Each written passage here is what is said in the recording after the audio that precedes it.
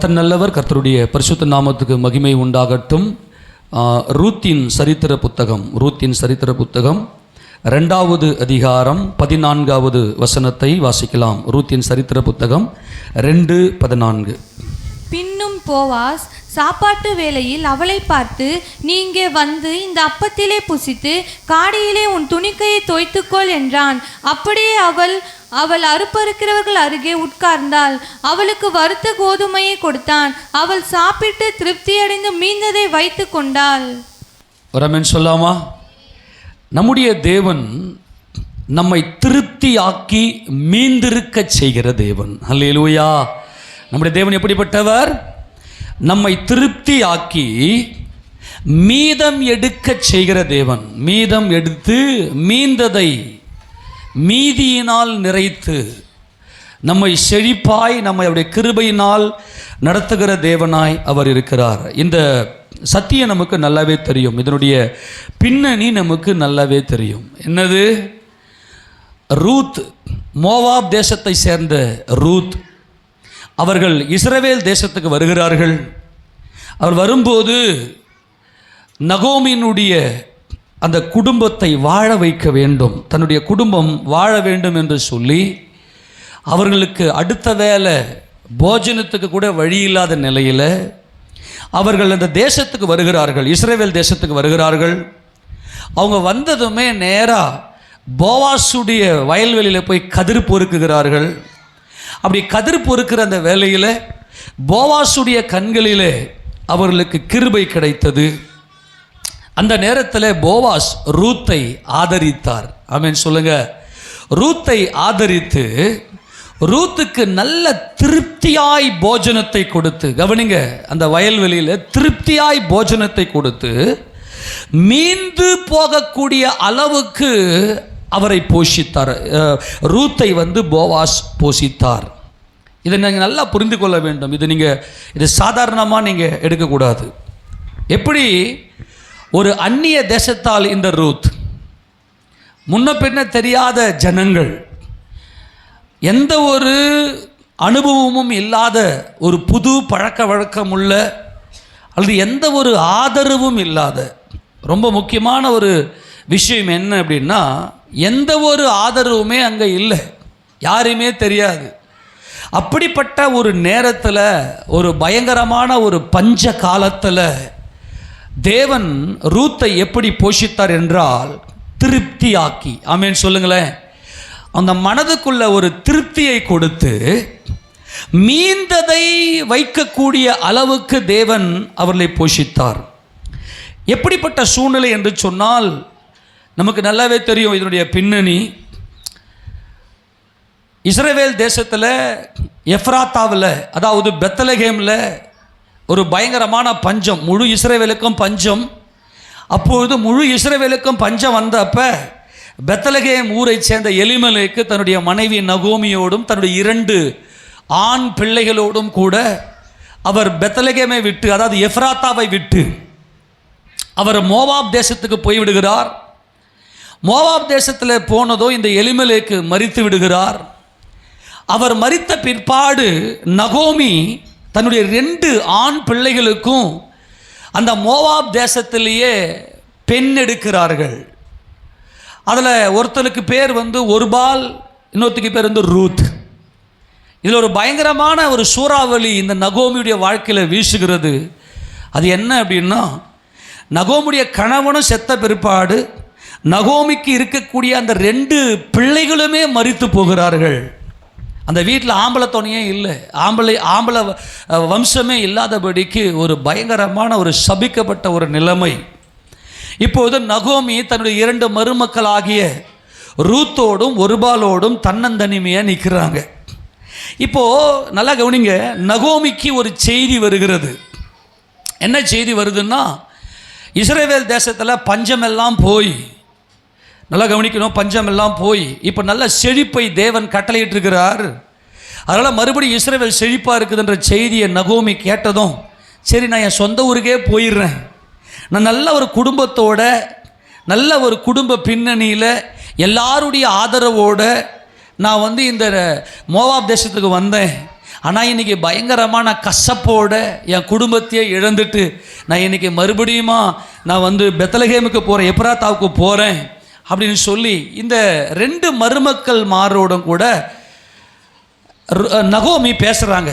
அம்மா, நீங்கள் உங்கள் தகப்பன் வீட்டுக்கு போயிடுங்க, உங்கள் தேசத்துலேயே நீங்கள் இருந்துக்குங்க, நீங்கள் எனக்கு தயவு பாராட்டினீங்க, செத்தவர்களுக்கும் எங்களுக்கும் நீங்கள் நல்லா தயவு பாராட்டினீங்க, நீங்கள் போயிட்டு உங்கள் இஷ்டப்படி வாழ்ந்து கொள்ளுங்க அப்படின்னு சொல்லி ஒரு சுதந்திரத்தை கொடுக்குறாங்க.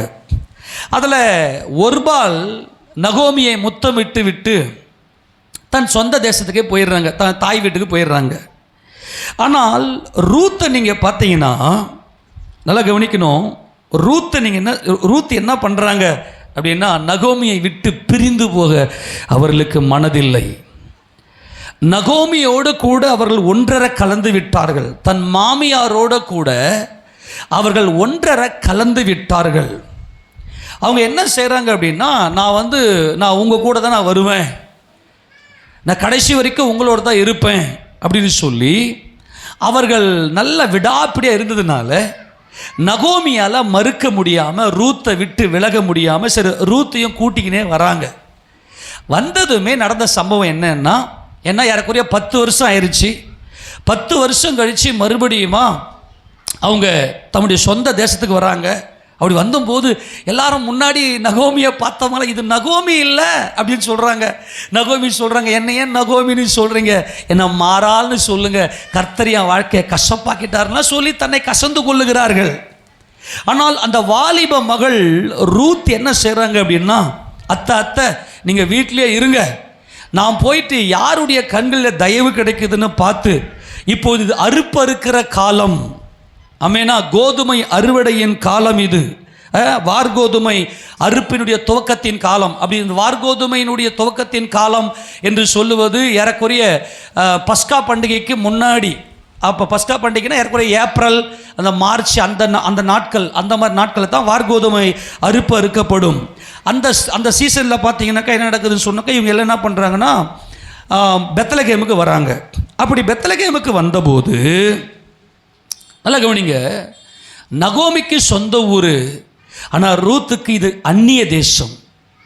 இந்த இஸ்ரவேலில் இந்த ரூத் ஒரு பரதேசி, ரூத் ஒரு திக்கற்றவளாய், அதுவும் ஒரு விதவையாய் அவள் இஸ்ரவேல் தேசத்துக்கு வந்திருந்த அந்த நேரத்தில் தான் போவாசுடைய கண்களிலே இரக்கம் பெற்று தற்செயலாக அவங்க போகிறாங்க.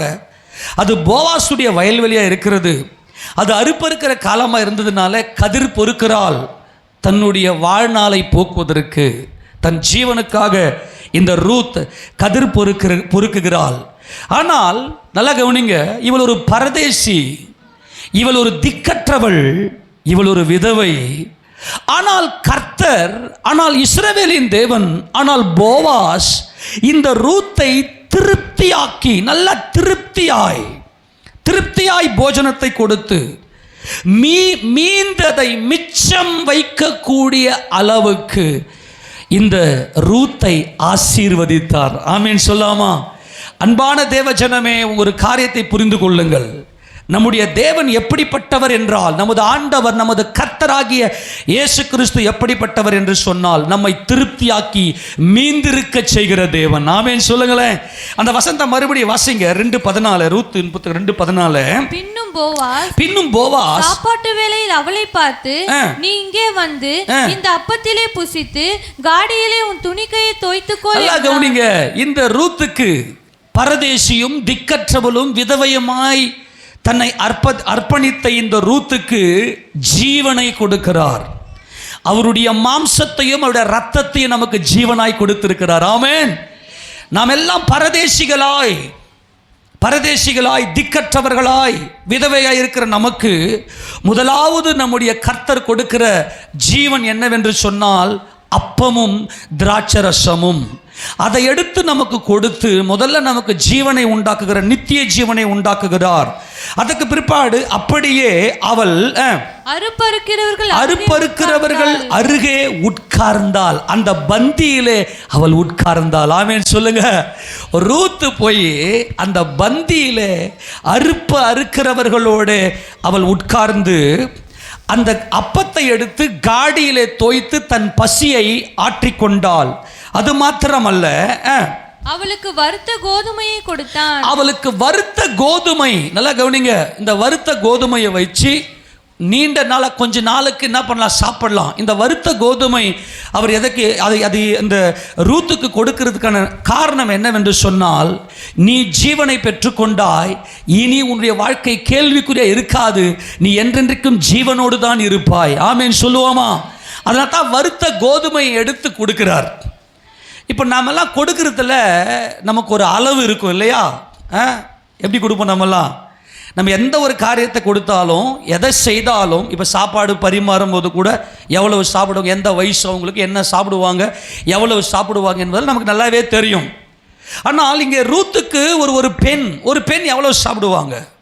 அவங்க தான் சாப்பிட்டாங்களே, அப்பத்தை எடுத்து காடியில் தோய்ச்சி, காடி என்பது திராட்சை ரசம், அந்த திராட்சை ரசத்தை தோய்த்து நல்லா புசித்து நல்லா பசியாறி விட்டார்கள். அப்படி இருந்தும் வார்கோதுமை, அந்த வறுத்த பயிற்றை இல்லையா, அந்த வார்கோதுமையை, வார்கோதுமை அல்ல, வறுத்த கோதுமையை எடுத்து நல்லா என்ன பண்றாரு, எடுத்து நிறைய கொடுக்கிறார்.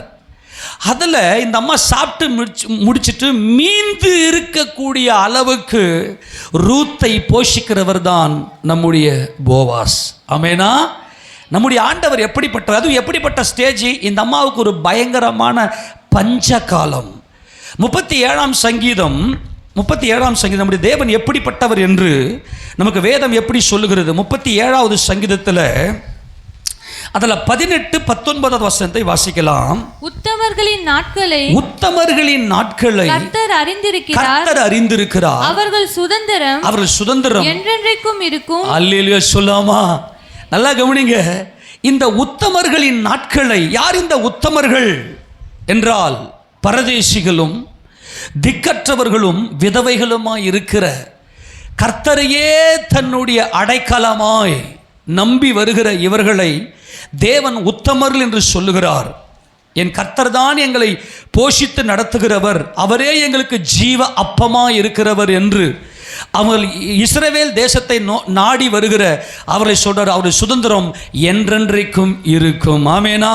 அந்த வறுத்த கோதுமை நம்முடைய கையில் என்றென்றைக்கும் நாம் திருப்தியாக சாப்பிட்டு மீந்திருக்கக்கூடிய அளவுக்கு நம்முடைய சுதந்திரத்தை ஆசீர்வதிக்கிற தேவன் அவர். தொடர்ந்து வாசி 19. அவர்கள் ஆபத்து காலத்தில் வெட்கப்பட்டு போகாதிருந்து பஞ்ச காலத்திலே திருப்தி அடைவார்கள். எப்படி? எந்த காலத்தில்? பஞ்சகாலம். நல்ல செழிப்பின் காலத்தில் திருப்தி அடைந்திருப்பது பெரிய விஷயம். அதை நம்முடைய பலத்தை நம்பி ஓடுவோம். இந்த பஞ்சகாலம்னு ஒன்று வரும், எல்லாமே நெருக்கப்பட்டிருக்கும், எல்லாம் அப்படியே ஸ்டாப்பாக இருக்கும். எந்த பக்கம் திரும்பினாலும், எந்த திசை, 8 திசையில் நீ திரும்பி பார்த்தாலும் உங்களால் ஒரு திருப்தி இல்லாத ஒரு வாழ்க்கை இருக்கும். ஆனால் உத்தமர்கள் தேவனையே தங்கள் தஞ்சமாய், அவரே நம்முடைய அடைக்கலமாய், இயேசு கிறிஸ்துவே நம்முடைய கோட்டையாய், துருகமாய், அவரே என் ரட்சிப்பு என்று சொல்லி அவரை நம்பி வருகிறவர்களுக்கு எப்படிப்பட்ட பஞ்சமாக இருந்தாலும், அது எந்த பஞ்சமாக இருந்தாலும் சரி, அவருடைய பிள்ளைகள் அவரை திருப்தியாக்கி மீந்திருக்க செய்கிற தேவன். ஆமேன் சொல்லுங்களேன். திருப்தியாக்குவது மாத்திரமல்ல, மிச்சத்தை, நம்முடைய ஜீவனை, நம்முடைய சுதந்திரத்தை என்றென்றைக்கும் காக்கிறவர் தான் நமது ஆண்டவராகிய இயேசு கிறிஸ்து. ஆமேன் சொல்லுங்களேன். இது யாருக்கு கிடைக்கும்? நம்மை திருப்தியாக்கி, யாரை அவர் திருப்தியாக்கி மீந்திருக்க செய்கிற தேவன். மீதியை நம்முடைய சுதந்திரத்துக்கு, நம்முடைய சந்ததிக்கு எடுத்து வைக்கும்படியாய், நம்மை சார்ந்தவர்களுக்கு திருப்திப்படுத்தும்படியாய், அந்த மீந்திருப்பது என்பது என்ன? அது சேதப்படாமல் எல்லாருக்கும் கொடுக்கும்படியாய் நம்மை தேவன் ஆசீர்வதிக்கிறவராய் இருக்கிறார். இது யாருக்கெல்லாம் இந்த ஆசீர்வாதம் கிடைக்கும்? நம்முடைய ஆண்டவர் எப்படிப்பட்டவர் என்றால், 145ஆம் சங்கீதம் 15-16 வசனங்களை வாசிங்களேன். 145ஆம் சங்கீதம் 15-16 வசனம். எல்லா ஜீவன்களின் கண்களும், நல்லா கவனிக்கணும், நல்லா கவனிங்க, அந்த வசனத்தை நல்லா கூர்ந்து கவனிங்க. எல்லா ஜீவன்களின் கண்களும் உம்மை நோக்கி கொண்டிருக்கிறது தேவனே. ஏற்ற வேளையிலே நீர் அவைகளுக்கு ஆகாரம் கொடுக்கிறீர். ஏற்ற வேளை, எல்லாரும் சொல்லுங்க பார்க்கலாம். இன்னைக்கு வரைக்கும் நம்ம பசியெல்லாம் இருந்தது இல்லை. ஆமேனா?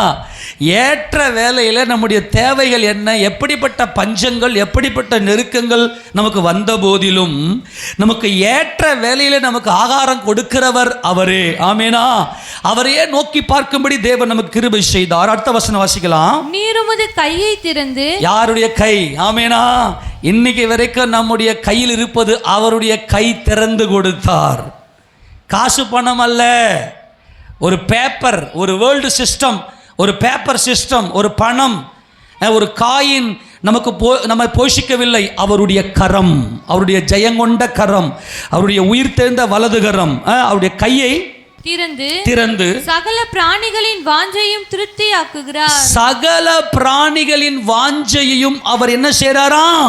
திருப்தியாக்கி மீந்திருக்க செய்கிற தேவன். நமக்கு எல்லாவற்றையும் நம்முடைய கரத்தில் மீந்திருக்க செய்வார். எத்தனை பேருக்கு சந்தோஷமா இருக்கிறது? ஆமீன் சொல்லுவோமா? இந்த ஆசீர்வாதம் நம்முடைய தலையின் மேலே எப்பொழுதுமே என்றென்றைக்குமே சுமந்திருக்க செய்கிறவர் அவர். முதலாவது அவர் அவருடைய சமூகத்தில் வந்திருக்கிற நமக்கு அப்பத்தை எடுத்து கொடுத்து காடியிலே தோய்த்து கொள்ளக்கூடிய நித்திய ஜீவனை, அவருடைய மாம்சத்தையும் அவருடைய இரத்தத்தையும் நமக்கு ஜீவனாக கொடுத்து நம்மை வாழச் செய்கிற தேவன்.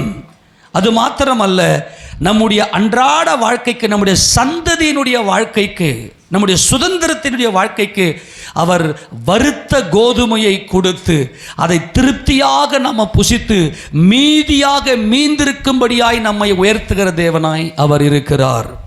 இது ரூத்துக்கு இப்படிப்பட்ட ஒரு மகிமையான ஆசீர்வாதத்தை தேவன் கொடுத்தார் அல்லவா? ஏன் இப்படிப்பட்ட ஒரு மகிமையான ஒரு ஆசீர்வாதம் அந்த இருதயத்துக்குள்ள ஒரு திருப்தியையும், மற்றவர்களை, தம்முடைய குடும்பத்தை சார்ந்தவர்களுக்கு ஒரு திருப்தி உள்ள ஒரு வாழ்க்கையும் கொடுப்பதற்கான காரணம் என்ன? நல்லா கவனிக்கணும். இந்த ரூத்தினுடைய இருதயம் எப்படிப்பட்டது என்றால் தேவனுடைய அன்பை சார்ந்து கொள்ளக்கூடிய ஒரு மகிமையான இருதயம் தான் இந்த ரூத்தினுடைய இருதயம்.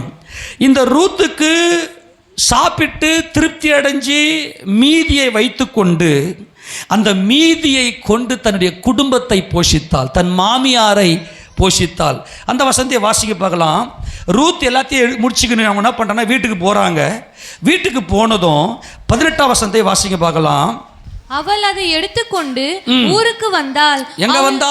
வயல்வெளியில போயிட்டு பொறுக்கி எடுத்துக்கின்னு ஊருக்கு வராங்க. அவள் பொறுக்கினதை அவளுடைய மாமி பார்த்தாள். தான் திருப்தியாய் சாப்பிட்டு, நல்லா கவனிங்க, தான் திருப்தியாய் சாப்பிட்டு மீதியாக வைத்ததையும் எடுத்து அவளுக்கு கொடுத்தாள். கரங்களை உயர்த்தி ஆமென் சொல்லாமா? நல்லா கவனிங்க, மீதியானதை எடுத்து மற்றவர்களுக்கு கொடுத்து அவர்களை ஆசீர்வதிக்கும்படியாய் கர்த்தர் நம்மை ஆசீர்வதித்திருக்கிறார். ஆமெனா? இதுதான் தேவன் நம்மை ஆசீர்வதிக்கிற ஒரு மகிமையின் ஆசீர்வாதம். நம்மை திருப்திப்படுத்தி, நம்முடைய இருதயத்தை திருப்தி ஆக்கி, மன ரம்மியத்தினால் நிரப்பி, நம்முடைய இருதயத்தை சந்தோஷத்தினால் பொங்கச் செய்து, நம்மை கொண்டு அந்த மீதியானதை மற்றவருடைய இருதயத்தை குளிரச் செய்யும்படியாய் நம்மை உயர்த்துகிற தேவன். ஆமென். இதுதான் மகிமையான ஆசீர்வாதம். இதுதான் இஸ்ரவேலின் மகிமையின் ஆசீர்வாதம். இதுதான் நப்தலியின் ஆசீர்வாதம். கர்த்தர் நப்தலியை ஆசீர்வதிக்கும் போது எப்படி ஆசீர்வதிக்கிறார்? எடுத்து வாசிங்க பார்க்கலாம். உபாகமத்தின் புத்தகம் 33வது அதிகாரம் 23வது வசனத்தை வாசிக்கலாம். உபாகமம் 33:23. நப்தலியை குறித்து நப்தலி கர்த்தருடைய தயவினால் திருப்தி அடைந்து. ஆமென் சொல்லுங்க. யாருடைய தயவினால்? சொல்லுங்க, யாருடைய தயவினால்? அப்போ இங்க ரூத்து திருப்தி அடைந்தார்களே, அது யாருடைய தயவு? கர்த்தருடைய தயவு. நப்தலி என்று சொன்னால் மல்யுத்தம் என்று அர்த்தம், ரெஸ்லிங் என்று அர்த்தம். மல்யுத்தம் யுத்தம் செய்து மேற்கொள்ளக்கூடிய மாம்சம். அதாவது மல்யுத்தம் யார் பண்ணுவாங்க? மாம்சம் யுத்தம் பண்ண இல்லையா? அப்படியானால் நப்தலி என்று சொன்னால் மல்யுத்தம், மாம்சத்தை யுத்தம் பண்ணி மேற்கொண்ட அனுபவம் தான் இந்த நப்தலி. எல்லா மாம்சீகத்தையும் மேற்கொண்ட அனுபவம். அப்போ கர்த்தருடைய கண்களிலே தயை கிடைத்தால்தான் நாம் திருப்தியாய் தேவ சமூகத்தில் போஷித்து மீந்ததை வைத்திருக்க முடியும். அவருடைய ஆசீர்வாதத்தை வாசிமாத கர்த்தருடைய தயவினாலே திருப்தி அடைந்து அவருடைய ஆசீர்வாதத்தினாலே நிறைந்திருப்பான். இதுதான் அந்த மீதியாய் மீந்திருக்கிற ஆசீர்வாதம். ஆமென் சொல்லுங்க. யாருடைய தயவினால்? கர்த்தருடைய தயவினால். கர்த்தர் ஆவியா இருக்கிறார். அவரையே சார்ந்து வருகிற அந்த ஜனங்களுக்கு நப்தலியை போல மல்யுத்தம் செய்து எல்லா மாம்சீக பயத்தையும் எல்லா போராட்டத்தையும் நீக்கி ஜெயமெடுத்து அவருடைய தயவினாலே நம்மை திருப்தியாய் நம்மை போஷிக்கிற தேவன் அவருடைய ஆசீர்வாதத்தினாலே நிறைந்திருக்கும். இந்த மீதியானது எப்படி இருக்குன்னா நிறைந்திருக்கும். அப்படிப்பட்ட ஒரு நிறைவை தான் நமக்கு தேவன் கொடுக்கிறார். அந்த மீதியா இருப்பது மற்றவர்களை போஷிக்க வைக்கும். நம்மை கொண்டு கர்த்தர் எல்லாரையும் போஷிக்க வைப்பார். நம்முடைய குடும்பத்தை போஷிக்க வைக்கிறார், நம்முடைய சபையை போஷிக்க வைக்கிறார், அல்லது நம்மை சார்ந்தவர்களை போஷிக்க வைக்கிறார். அப்படிப்பட்டதான ஒரு குறைவில்லாத ஒரு திருப்தி உள்ள மீந்தவைகளினால் நிறைந்திருக்கிற ஒரு ஆசீர்வாதத்தை இந்த ரூத் பெற்றுக்கொண்டார்களே. அப்படியானால் இவர்களுக்குள்ள இந்த நப்தலியினுடைய ஆவி, இவர்களுக்குள்ள இஸ்ரவேலினுடைய இந்த நப்தலினுடைய ஆவி இங்கே ரூத்துக்குள்ளே கிரியை செய்தது தான் இங்கே பயங்கர முக்கியமான ஒரு மகிமை விளங்குகிறது. நல்லா கவனிக்கணும். இப்போ இந்த ரூத்துக்கு இப்படிப்பட்ட ஆசீர்வாதத்தை பெற்றுக்கொள்ளும் போது எப்படி இவங்க யுத்தம் பண்ணாங்க மாம்சத்தோட, இதை நம்ம பார்க்க போகிறோம். ரூத்துக்கு வந்ததுமே எப்படி இப்படிப்பட்ட ஆசீர்வாதம் கிடைச்சது நல்லா கவனிக்கணும். ஒருபால் தன்னுடைய மாமியாகிய நகோமியை முத்தமிட்டு பிரிந்து போயிட்டாங்க. இவங்க புறஜாதி. இந்த மோவாப் தேசத்து பெண், மோவாபியர்கள் இஸ்ரவேலுக்குள்ளே வரவே கூடாது. கர்த்தருடைய சட்டத்தின்படி அவன் 10ஆம் தலைமுறைக்கு அப்புறம் கூட என்ன பண்ணக்கூடாது, வரக்கூடாதுன்னு ஆண்டவர் உபாகமம் 10 சொல்லியிருக்கிறார் அவருடைய பிரமாணத்தின்படி. ஆனால் இந்த நகோமிக்குள்ள எப்படி இப்படிப்பட்ட ஒரு ஆசீர்வாதத்தை பெற்றுக்கொள்ள முடிந்தது என்றால், இவங்க உள்ள வரணும் அப்படின்னா நல்லா கவனிங்க. இஸ்ரவேல் தேசம் எப்படிப்பட்ட தேசம் என்றால், இந்த இஸ்ரவேலுக்கு ராஜா யார் என்றால் நம்முடைய கர்த்தரே ராஜாவாக இருக்கிறார். எல்லா தேசத்துக்கும் ராஜாவாக ஒவ்வொரு ஆட்கள் இருப்பாங்க, மனிதர்கள் இருப்பாங்க. ஆனால் இஸ்ரவேலுக்கு ராஜா யார் என்றால் நம்முடைய கர்த்தரே இஸ்ரவேலின் ராஜா. ஆமெனா? இவங்க எப்படி போயிட்டாங்க? நகோமி போயிட்டு மோவாப் தேசத்தில் பெண் கொண்டிருப்பாங்க. இவங்க போய் பேசியிருப்பாங்க எல்லாம். இப்போ இவங்க மோவாப் தேசத்துக்கு போனதும் யாரோ புதுசாக வந்திருக்கிறாங்களே யாருன்னு போய் பார்த்துருப்பாங்க. எங்கேருந்துமா வரீங்க? நாங்கள்லாம் இஸ்ரேலேருந்து வரோம், எஃப்ராத்தாவிலேருந்து வருகிறோம், அதாவது பெத்லகேம்லேருந்து வருகிறோம். அப்படியா? பெத்லகேம்லேருந்து வரீங்கன்னா, இஸ்ரேலேருந்து வரீங்கன்னா உங்களுக்கு ராஜா உங்கள் கர்த்தராச்சே. நல்லா கவனிக்கணும். உங்களுக்கு ராஜா உங்கள் கர்த்தராச்சே. அது உலகத்தில் இருக்கிற எல்லா தேசத்துக்குமே நல்லா தெரியும். எல்லா தேசத்துக்கும் அந்தந்த தேசத்தில் இருக்கிற ஒரு மனிதர்கள் ராஜாவாக இருப்பார்கள். ஆனால் நியாயாதிபதிகள் நியாயம் விசாரித்த நாட்களிலே இந்த சம்பவம் நடக்கிறது. நியாயாதிபதிகள் அப்பப்போ ஒரு இரட்சகரை ஏற்படுத்தி இஸ்ரவேலுக்கு நியாயாதிபதிகளை கர்த்தர் கட்டளையிடுவார். அப்போ அவங்களுக்கு ஒரு ராஜா கிடையாது, ஒரு யுத்த வீரர்கள் கிடையாது, இராணுவம் கிடையாது, எதுவுமே கிடையாது. அப்போது இஸ்ரவேலுக்கு யார் ராஜாவாக இருக்கிறார் என்றால் கர்த்தரே ராஜாவாக இருக்கிறார். அந்த இஸ்ரவேலுக்கு அவருடைய நியாயப்பிரமாணம் சட்டமாக இருக்கிறது. இந்த இஸ்ரவேல் ஜனங்கள் கர்த்தராகிய ராஜாவுடைய சட்டமாகிய நியாயப்பிரமாணத்தை கை கொள்ளுகிறவர்கள். நான் நினைக்கிறேன் நகோமி போயிட்டு என்ன பண்ணியிருக்கோம்னா, தன்னுடைய பெருமையெல்லாம் பயங்கரமாக பேசியிருக்கோம். எங்களுக்கு எங்கள் கர்த்தர் தான் ராஜா, எங்கள் ஆண்டவராகிய இயேசு தான் எங்களுக்கு ராஜா, பஸ்கா ஆட்டுக்குட்டி தான் எங்களுக்கு ராஜா. அவர் எகிப்தில் நாங்கள் அடிமைப்பட்டு போய் கிடந்தோம். மோசே என்கிற இரட்சகனை கொண்டு எங்களை 10 விதமான வாதைகளை எகிப்திலே வரப்பண்ணி எங்கள் ராஜா யுத்தம் பண்ணி எங்களுக்காக யுத்தம் பண்ணி அடிமைத்தன வீடாகிய எகிப்திலிருந்து எங்களை புறப்பட பண்ணி செங்கடலை பிளந்து வனாந்தரத்தில் வரும்போது மன்னாவினால் போஷித்து கண்மலையை பிளந்து தண்ணீரை கொடுத்து இதெல்லாம் சொல்லியிருக்கோம். இதெல்லாம் கேட்டு கேட்டு ஒருபாலும் ரூத்தும் அப்படியே கவரப்பட்டு இந்த குடும்பத்தில் நாங்கள் வாழ்வது எங்களுக்கு கிடைச்ச பெரிய பாக்கியன்னு சொல்லி எங்கள் வாழ்க்கைப்பட்டும் உள்ளே வந்துட்டாங்க. ஆனால் இவங்க செஞ்ச துரோகம் என்னென்னா பெத்லகேம் விட்டு வெளியே போனது. பெத்லகேம் என்றால் அப்பத்தின் வீடு. அப்பத்தின் வீட்டிலேயே பஞ்சம் வந்துருச்சு. அதுக்கு என்ன காரணம்? தங்களை அலசி பார்க்கக்கூடிய அனுபவம் இல்லாமல் போயிட்டாங்க. அதனால் எல்லாமே போயிருச்சு. நல்லா கவனிக்கணும், நல்லா கவனிக்கணும். எல்லாரும் சொல்லுங்க. ஒரு புறஜாதியான் இஸ்ரவேலுக்குள்ள வரணும் அப்படின்னா இஸ்ரவேலின் தேவனுடைய அந்த சட்ட திட்டங்களுக்கு அவருடைய மகிமையை பார்க்கக்கூடிய அனுபவம் இவர்களுக்குள்ளே வர வேண்டும். ஏனென்றால் எங்கள் தேவன் யெகோவா தேவன், அவர்தான் எங்களை ஆளுகை செய்கிறார். நல்லா கவனிக்கணும். யார் எங்களை ஆளுகை செய்கிறது? எல்லா தேசத்திலையும் ஒரு மனுஷன் சிங்காசனத்தில் உட்கார்ந்திருப்பான். எங்கள் இஸ்ரவேலிலே ஆளுகை செய்கிறவர் எங்கள் கர்த்தர். அப்படியானால் நான் இஸ்ரவேலுக்குள்ளே வர வேண்டுமே ஆனால் எங்கள் தேவனுடைய சட்ட திட்டங்கள், எங்கள் தேவனுடைய சட்ட திட்டங்களை என் தோல் மேலே அவருடைய சட்ட திட்டங்களை என் தோல் மேலே நான் சுமத்தி கொள்ள வேண்டும். ஆமேனா? ஆமேன் சொல்லாமா? இப்போ உதாரணத்துக்கு இந்தியாவிலேருந்து வேற எங்கேயோ ஒரு தேசத்துக்கு போகிறாங்கன்னு வச்சுங்களேன். அங்கே போனதுமே என்ன பண்ணுவாங்கன்னா அவருடைய அம்பாசிடர்லாம் இருப்பாங்க இல்லையா, தூதரகங்கள் இருக்கும், அவங்களுடைய எம்பேசி இருக்கும். அவங்க என்ன பண்ணுவாங்கன்னா அவங்களுடைய சட்டத்திட்டங்கள் எல்லாம் எடுத்து கொடுப்பாங்க. இதெல்லாம் எங்கள் நாட்டு சட்டம், நீ போயிட்டு அங்கே இதெல்லாம் பண்ணக்கூடாது, இதெல்லாம் இப்படிலாம் இருக்கணும்னு சொல்லிட்டு சட்டம் கொடுத்துருவாங்க. ஒரு ஆமேன் சொல்லாமா? அதுக்கு உட்பட்டு சைன் பண்ணி எல்லாத்தையும் நான் உட்படுவேன்னு சொன்னால் தான் அந்த தேசத்துக்கு விசாவே கொடுப்பான். ஆமேனா? எல்லாம் கவனிக்கிறீங்களா? எல்லாரும் ஆமேன் சொல்லுங்க. எல்லாம் கவனிங்க.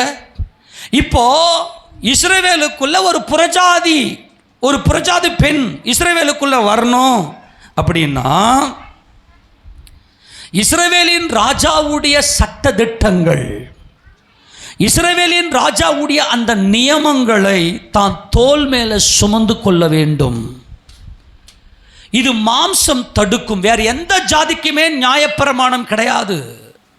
தம்முடைய ஜனமாகிய இஸ்ரவேலுக்கு தம்முடைய பிரமாணமாகிய நியாயப்பிரமாணத்தை அவர் கொடுத்து, இந்த நியாயப்பிரமாணத்தின்படி நீங்கள் வாழ வேண்டும், நீங்கள் அன்புள்ளவர்களாக இருக்க வேண்டும் என்று சொல்லி தம்முடைய ஜனங்களுக்கு அவர் தம்முடைய பிரமாணங்களை கொடுத்திருக்கிறார். இந்த பிரமாணத்தின்படியே நீங்கள் வாழ்வீங்கன்னா, யாருக்கும் எந்த துரோகமும் பண்ணாம சகோதர சிநேகமுடையவர்களாய் நீங்கள் இருப்பீர்களே ஆனால் உங்கள் தேசம் தன் கனியை கொடுக்கும், நீங்கள் எல்லாருமே திருப்தியாக இருப்பீங்க என்று ராஜா கட்டளையிட்டிருக்கிறார் தம்முடைய நியாயப்பிரமாணத்திலே. ஆமேன் சொல்லாமா? இப்போ நல்லா கவனி, அந்த வசந்த வாசிங்க பார்க்கலாம். லேவியராகமம் 25ஆம் அதிகாரத்தில், லேவியராகமம் 25ஆம் அதிகாரம் அதில் 17லிருந்து வாசிங்க பார்க்கலாம். லேவியராகமம் 25:17. உங்களில் ஒருவனும் பிறனுக்கு அநியாயம் செய்யக்கூடாது, உன் தேவனுக்கு பயப்பட வேண்டும். நான் உங்கள் தேவனாகிய கர்த்தர். என் கட்டளைகளின்படி செய்து என் நியாயங்களை கைக்கொண்டு அவைகளின்படி நடக்க கடவீர்கள். அப்பொழுது தேசத்திலே சுகமாய் குடியிருப்பீர்கள். அப்பொழுது தேசத்தில் நீ எப்படி இருப்பீங்க? எல்லாம் கவனிங்க. எல்லா தேசத்துக்கும் அந்தந்த ராஜா ஒரு சட்டம் போடுவோம். ஆமென் சொல்லுங்க. ஆனால் இஸ்ரவேலின் ராஜா தம்முடைய சட்டத்தை கொடுக்கிறார், தம்முடைய நியாயப்பிரமாணம். ஆமென். அந்த நியாயப்பிரமாணத்தின் நோக்கம் அன்பு. அல்லேலூயா. அன்பு. வேற யாருக்கு துரோகம் செஞ்சிடாத, நீ அன்பாயிரு, என் கட்டளை நீ கீழ்ப்படி. என் கட்டளையுடைய நோக்கம், என் கட்டளையின் நோக்கம், கற்பனையின் பொருள் என்னவெனில் சுத்த இருதயத்திலும் நல் மனசாட்சியிலும் மாயமற்ற விசுவாசத்திலும் பிறக்கும் அன்பே. அன்புதான் பிரதானம். நீங்க சுகமா இருப்பீங்க. என் கட்டளை நீ கை கொண்டனா என் தேசத்துல நீ சுகமா இருப்ப. பூமி தன் கனியை தரும். நீங்கள் திருப்தியாக சாப்பிட்டு, எல்லாம் கையை வைத்து ராமன் சொல்லுங்களேன், நீங்க திருப்தியாய் சாப்பிட்டு அதில் சுகமாய் குடியிருப்பீர்கள் என்பதுதான் மீந்திருக்கும். எப்போதுமே நம்பிக்கையோடு இருப்பீர்கள், சுகமாய் இருப்பீர்கள், உங்களுடைய ஆசீர்வாதம் மீந்திருக்கும். ஆமென். இதுதான் இஸ்ரவேலினுடைய சட்டதிட்டங்கள். இந்த இஸ்ரவேல் ஜனங்கள் எல்லாரும் சீனாய் மலையடிவாரத்தில், ஆண்டவரே உங்க கட்டளைக்கு ராஜா, எங்கள் யெகோவா, எங்கள் பஸ்கா ஆட்டுக்குட்டியே, உங்க சட்டத்துக்கு நாங்கள் கீழ்ப்படிந்து நடப்போம் என்று சொல்லி தம்முடைய தோலை அவர் சட்டத்துக்கு கொடுத்தார்கள். அவருடைய நுகம், அவருடைய சட்டம், அவருடைய சட்ட திட்டங்களுடைய கட்டளைகள் மெதுவாயும் லகுவாயும் இருக்கிறது. ஆமெனா. வருத்தப்பட்டு பார சுமக்கிறவர்களே, நீங்கள் எல்லாரும் என்னிடத்திற்கு வாருங்கள், நான் உங்களுக்கு இளைப்பாறுதல் தருவேன், உங்களை திருப்தி அடைய வைப்பேன், உங்கள் ஆத்துமாவுக்கு இளைப்பாறுதல் கிடைக்கும். நீங்கள் என்னிடத்தில் வந்து வசந்த வாசி மத்தேயு சுவிசேஷ புத்தகம் 11ஆம் அதிகாரம் 28 தொடர்ந்து வாசியே.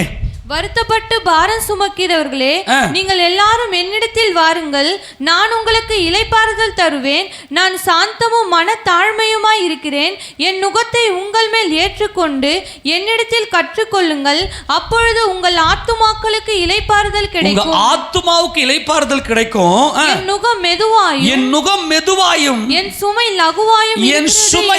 லகுவாயும் இருக்கிறது. எல்லா கரங்களை உயர்த்தி சொல்லுங்களேன். இஸ்ரவேலின் தேவனாகிய கர்த்தருடைய கட்டளைகள், அவருடைய நியாயப்பிரமாணம் அன்பு. குமாரனின் ஆவி நமக்குள்ளே இருக்குமே ஆனால், குமாரனின் ஆவி நமக்குள்ளே இருக்குமே ஆனால் நியாயப்பிரமாணத்தின்படி நாம் வாழ்ந்து தேவநாமத்தை மகிமைப்படுத்துவோம். ஏனென்றால் இந்த நுகம் மெதுவாயும் லகுவாயும் இருக்கிறது. இந்த நுகத்தை தான் ரூத் ஏற்றுக்கொண்டார்கள். சும்மா எல்லாம் திருப்தி மீந்திருக்கிற ஆசீர்வாதம் எல்லாம் கொடுக்க முடியாது. எப்படி நகோமி புறப்பட்டு வராங்க தங்கள் தேசத்துக்கு, 2 மருமகளும் அவ்வளவு அன்புள்ளவங்க. ஏன்னா நகோமி அந்த அளவுக்கு குணசாலியாய் தான் குடும்பத்தை நடத்தும்படியாய் தம் மருமகள் மேலே அவ்வளவு பாசம் உள்ளவளாய் தேவ அன்பை வெளிப்படுத்தினார்கள். ஏனென்றால் கற்பனையின் பொருளே அன்புதான். ஆமேனா? அன்பே பிரதானம். இந்த வார்த்தையுடைய நோக்கம் அன்பு. தாம் மருமக்கள் மார்களை மருமகளாக பார்க்காம தன்னுடைய மகளாக, ஆமேன் சொல்லுங்க, வந்திருக்கிற இந்த 2 பிள்ளைகளும் யாம் மகள்கள் என்கின்ற அந்த பாரத்தோட. ஏனென்றால் எங்கள் ராஜாவுடைய கற்பனை அப்படிப்பட்டது. ஆமேன். நாங்கள் எங்கள் ராஜாவின் நுகத்தை என் தோல் மேலே சுமந்து கொண்டிருக்கிறேன் என்று சொல்லி இந்த அன்பை வெளிப்படுத்தினார்கள். ஆனால் பெத்லகேமை விட்டு வெளியே வந்தது நியாயப்பிரமாணத்தினுடைய மீறுதல். அது ஆமேனா? இப்போ இந்த ஒர்பாலும் ரூத்தும் பார்க்குறாங்க, இந்த அம்மாவுக்குள் இப்படிப்பட்ட ஒரு அன்பு இருக்கிறது. அவர்களுக்குள்ள அவருடைய ஆத்மாவில் ஒரு நல்ல இணைப்பு வருகிறது. வந்ததும் இன்றைக்கி நைட்டு எனக்கு திருமணமாகி எனக்கு பிள்ளைங்க பிறந்துச்சுன்னா கூட உங்களுக்கு வயசாகி போயிடுமா, அந்த பிள்ளைங்க வளரலாங்காட்டியும் உங்கள் அம்மா வீட்டுக்கு போயிடுங்கம்மான்றாங்க. 2 ஓன்னு அழுதுங்க. அதை கொஞ்சம் கற்பனை பண்ணி பாருங்களேன். இந்த காட்சியை நான் எங்கேயாவது பார்க்கலான்னு நினைக்கிறேன். நம்ம ஊரில் வந்து மாமியாருங்க மருமகளுக்கு பேன் பார்க்குற சம்பவத்தையாவது எங்கேயாவது பார்த்தலான்னு நான் பார்க்குறேன். அது வாய்க்காத பொழுது, ஏன்னா திண்ணைங்களே இல்லை இன்னைக்கு. ஆமாண்ணா, முன்னெல்லாம் பார்த்தா திண்ணைங்க இருக்கும். அந்த திண்ணையில் உட்காந்து நல்லா எதை பார்க்கலன்னா பேன் பார்க்குற விஷயத்தையும் இந்த ஈருக்குழி வச்சு ஈரில் ஈர்த்துற சம்பவத்தையும் பார்க்கலாம். அதில் 1-2 அப்படியே மாமியார் மருமகளுக்கு பேன் பார்க்குற சம்பவங்கள்லாம் நடக்கும். அப்போ பார்த்துருக்குறோம். ஆனால் இப்போ எல்லாம் பார்க்குறது எல்லாம் அத்தி பூத்தார் போல் இருக்கிறது. அந்த காட்சியை என் தேவன் சீக்கிரமாய் கொடுப்பாராக. ஆமேனா? நான் நினைக்கிறேன், எப்படி இருந்திருப்பாங்க இவர்கள்? மாமியாரும் மருமகளும் அல்ல, தாயும் மகள்களாக இருந்தார்கள். இப்போ இந்த நகோமி சொல்கிறாங்க வச்சு இந்த சம்பவத்தை, நீங்கள் போயிடுங்கம்மான்னு. அப்போது எடுத்து வாசிக்க பார்க்கலாம். அந்த வசந்த ரூத்தின் சரித்திர புத்தகம் 1ஆம் அதிகாரம் 13ஆம் வசந்த வாசிங்களேன். அவர்கள் பெரியவர்கள் ஆகும் மட்டும், யாரு எனக்கு கல்யாணம் இந்த நைட்டில் கல்யாணம் ஆகி 2 பிள்ளைங்க பெற்று பிறந்துச்சுனாலும் கூட அவ பெரியவர்கள் ஆக மட்டும் புருஷருக்கு வாழ்க்கைப்படாதபடிக்கு நீங்கள் பொறுத்திருப்பீர்களோ அது கூடாது. என் மக்களே, கரங்களை உயர்த்தி ஹல்லேலூயா. தயவு செய்து உங்களுக்கு அன்பாய் சொல்லுகிறேன், உறவுகளை நேசியுங்கள், உறவாடுங்க. ஆமேனா? உறவாடுங்க. என் மக்களே, அந்த நகோமியுடைய வார்த்தையை பாருங்க, என் மக்களே. ஏனென்றால் எங்கள் ராஜாவின் நுகத்தை நான் சுமந்து கொண்டிருக்கிறேன். அன்பு மட்டுமே வெளிப்படுகிறது. அவருக்கு தேவை குடும்பம். தொடர்ந்து வாசிங்க. கர்த்தருடைய கை எனக்கு விரோதமாய் இருக்கிறதினால் உங்கள் நிமித்தம் எனக்கு மிகுந்த விசனம் இருக்கிறது. நினைச்சாவையா இதயம் வலிக்குது. இந்த வாலிப வயசுல புருஷர்களை இழந்து விட்டு, வாழ்க்கையை இழந்து விட்டு தன்னந்தனிமையா நிற்கிறீங்களே, வாழ்க்கையை தொலைச்சிட்டீங்களே. என் குடும்பத்தில் வாழ்க்கப்பட்டீங்க, ஆனால் உங்களுக்கு கடைசி வரைக்கும் உங்கள் வாழ்க்கை நிலைக்கிலேயே உங்களை நினைச்சாலே இதயம் கொதிக்குது, எனக்கு விஷனமாக இருக்குது, என்னால் சந்தோஷமாக இருக்க முடியல. அமேனா அமேனா. எவ்வளோ பெரிய ஒரு பயங்கரமான ஒரு குடும்பம்னா இதையா குடும்பம். உண்மையிலே அந்த குடும்பம் எவ்வளவு ஒரு நல்ல சந்தோஷமான குடும்பம் இருந்திருக்கும். அப்படி சொல்லிட்டு 17 வசனத்தை வாசிங்க.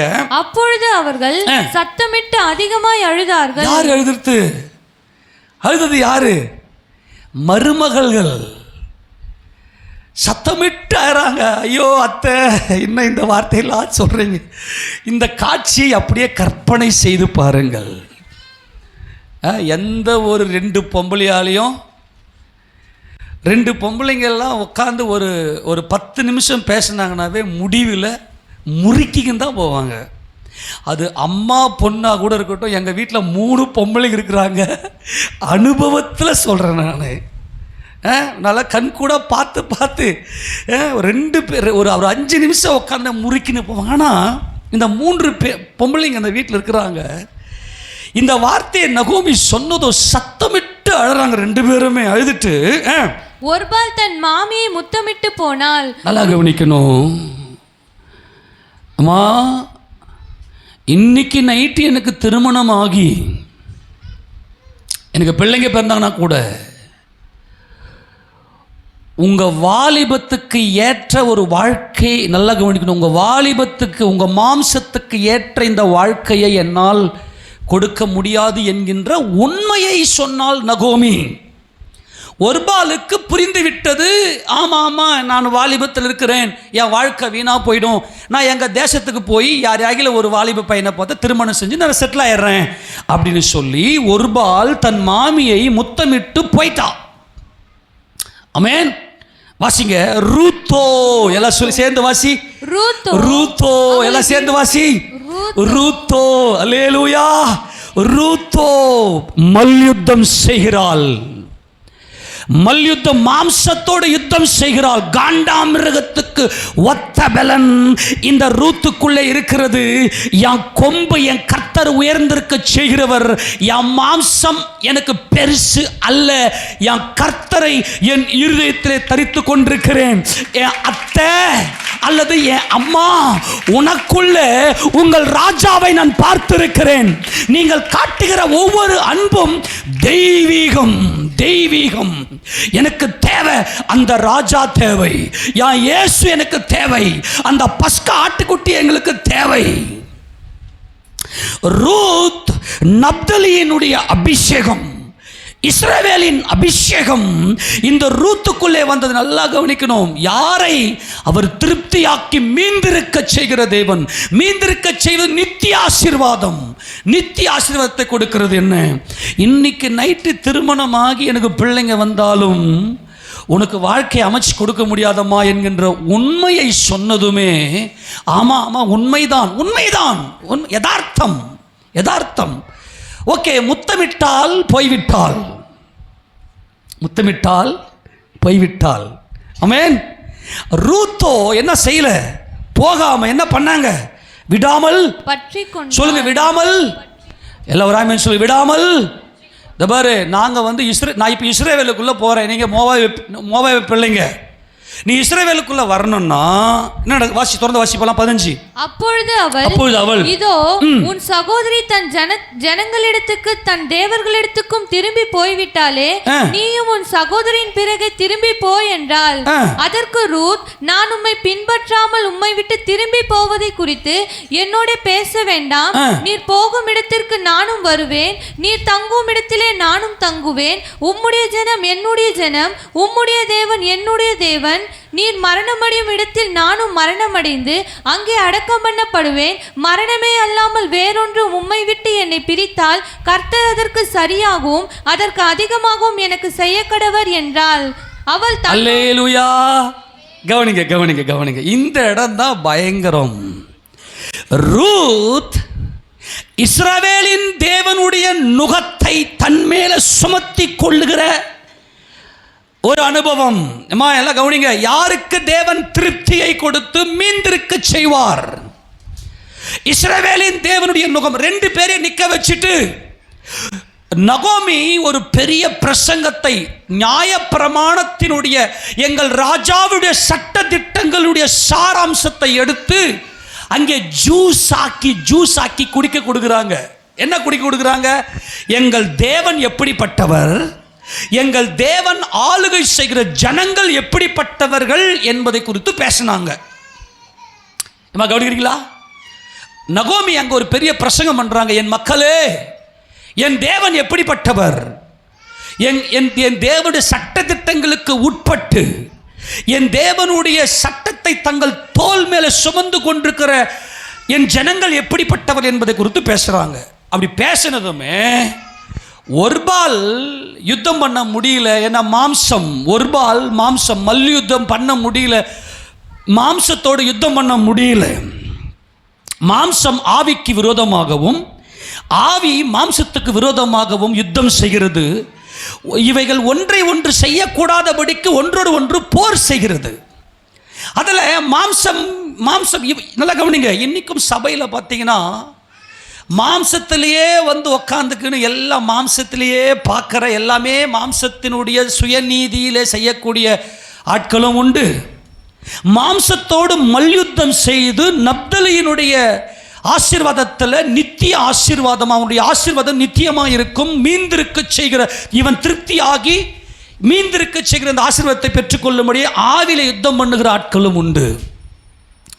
இவங்க சொல்லிட்டாங்க, தன்னுடைய தேவனை பற்றியும் தன்னுடைய ஜனங்களை பற்றியும் பேசும்போது ரூத் சொல்லிட்டாங்க, ஓகே இனிமே 15 சொல்றாங்க, அப்போது அவள், இதோ உன் சகோதரி உன் ஜனத்திற்கு உன் ஜனங்களிடத்திற்கும் தன் தேவர்களிடத்திற்கும் திரும்பி போய்விட்டாலே, நீயும் உன் சகோதரின் பிறகு திரும்பி போ அப்படின்னு சொன்னதும் அது ரூத்தம்மா சொல்றாங்க, நான் உம்மை பின்பற்றாமல் உம்மை விட்டு திரும்பி போவதை குறித்து என்னோட பேசாத. ஸ்டாப். என்ன சொன்னீங்க? ஸ்டாப். நீங்க என்ன பேசுனீங்க? உன் தேவனை குறித்தும் உன் தேவனுடைய ஜனங்களை குறித்தும் பேசுனீங்க. ஓகே, உன் தேவனுடைய அந்த அன்பின் பிரமாணத்தை என் நுகத்தில் நான் சுமத்தி கொள்ளுகிறேன். கவனிங்க, நீர் போகும் இடத்திற்கு நானும் வருவேன் அப்படின்னு முதல்ல சொல்றாங்க. முதல் பாயிண்ட், நீர் போகிற இடத்துக்கு நானும் வருவேன். என்ன பேசுனாங்க? இந்த வருமா, எங்களுக்கு ஒரு நியாயப்பிரமாணம் இருக்கு. இந்த நியாயப்பிரமாணத்தில் 7ஆம் நாள் ஓய்வு நாள். இந்த ஓய்வு நாள் என் தேவனுக்குரியது. என் தேவன் 7ஆம் நாளிலே ஓய்ந்திருந்தார். நாங்கள் 2000 முழத்துக்கு மேலே எங்கள் எல்லையை விட்டு, எங்கள் நகரத்தை விட்டு நாங்கள் தாண்டி போக மாட்டோம், போகக்கூடாது. நாங்கள் அந்த 7ஆம் நாளில் அடுப்பெரிக்கக்கூடாது. இந்த 7ஆம் நாளுக்கு தேவையானவைகளை 6ஆம் நாள்லேயே ஆயத்தப்படுத்தி வச்சுட்டு நாங்கள் சாப்பிடுவோம். எங்களால் உங்களை போல சுதந்திரமாக இருக்க முடியாது. 7ஆவது நாளில் நாங்கள் ஓய்ந்திருப்போம், என் தேவனுடைய நாமத்தை மகிமைப்படுத்துவோம் அப்படின்னு சொன்னதும் நகோமி சொல்லிட்டாங்க, நீர் போகும் இடத்துக்கு நானும் வருவேன். அல்லேலூயா. என்னது? 2000 முழத்துக்கு மேலே நீங்கள் நடக்க மாட்டீங்க. ஓகே, நீ போகிற இடத்துக்கு நான் வருவேன். அப்படியானால் உன் தேவனுடைய நுகத்தை நான் என் கழுத்தின் மேலே சுமத்தி கொள்ளுகிறேன். ஆமேனா? 2வது சொல்றாங்க, நீர் தங்கும் இடத்திலே நானும் தங்குவேன். நல்லா கவனிங்க. இப்போ இந்த அம்மா என்ன சொல்லிக்கிறாங்க தெரியுமா? தபரமா, இப்போ எனக்கு நைட்டில் ஒரு பிள்ளை பிறந்து அந்த பிள்ளை வளர வரைக்கும் நீங்கள் தங்க முடியாது. 2வது ஒரு காரியம், நீங்கள் அந்நிய பெண்ணாக இருக்கிறீங்க. இப்போ எங்கள் தேசத்தில் கணவன் இல்லாமல் எந்த ஒரு ஆணோடும் வாழ முடியாது. இப்போ நான் விதவையாக இருப்பேன், நான் விதவையாகவே இருப்பேன். ஆமேனா? நல்லா கவனிக்கணும். அப்படி தன் கணவன் அல்லாத வேறொரு ஆணோட கூட உறவு வைத்து கொண்டிருப்பீர்களே ஆனால், இருக்கிற நிலைமை வருமே ஆனால், அவர்களுக்கு தண்டனைகள் இருக்கிறது அப்படின்னு சொன்னதும், நீ விதவைத்தானே, நீ எங்கே இருக்கிறியோ அங்கே நானும் இருப்பேன். அல்லேலூயா. இதெல்லாம் முக்கியமான பிரமாணங்கள். இந்த அம்மா இந்த பிரசங்கம் பண்ணியிருக்கிறாங்க. நகோமி கவனிங்க, நீர் தங்கும் இடத்தில் நானும் தங்குவேன், எனக்கு எந்த ஆண் துணையும் தேவையில்லை. ஆமென். நீ தங்குற இடத்துல நான் தங்குவேன். 3வது என்ன சொல்றாங்க? உம்முடைய ஜனம் என்னுடைய ஜனம். அப்ப என்ன தெரியுமா சொல்றாங்க? தபருமா, எங்க ஜனம் விக்கிரகங்களுக்கு, அதாவது எங்களுடைய ஜனம் எப்படிப்பட்டதுன்னா, ஏதோ மனம் போன போக்கில் தான் இஷ்டத்தின்படி வாழ்கிற மற்ற ஜனங்களைப் போல அல்ல. எங்களுக்கு ஒரு நியாயப்பிரமாணம் இருக்கிறது, அதில் 613 கட்டளை இருக்கிறது. அந்த கட்டளையின்படி வாழ்ந்தால்தான் அவர்கள் இஸ்ரவேலர்கள், எங்கள் ராஜா எங்களை வழிநடத்துவார் அப்படின்னு சொன்னதும் இந்த அம்மா சொல்றாங்க, ஓகே, உம்முடைய ஜனம் என்னுடைய ஜனம். அல்லேலூயா, ஆமேனா. அவர்கள் 613 கட்டளைக்கு கீழ்ப்படியவர்கள் என்றால் நானும் அந்த கற்பனைகளுக்கு என்னை ஒப்பு கொடுக்கிறேன் என்று சொல்லி அந்த நுகத்தையும் எடுத்து தன் தோள் மேலே சுமத்தி கொண்டாள் ரூத்.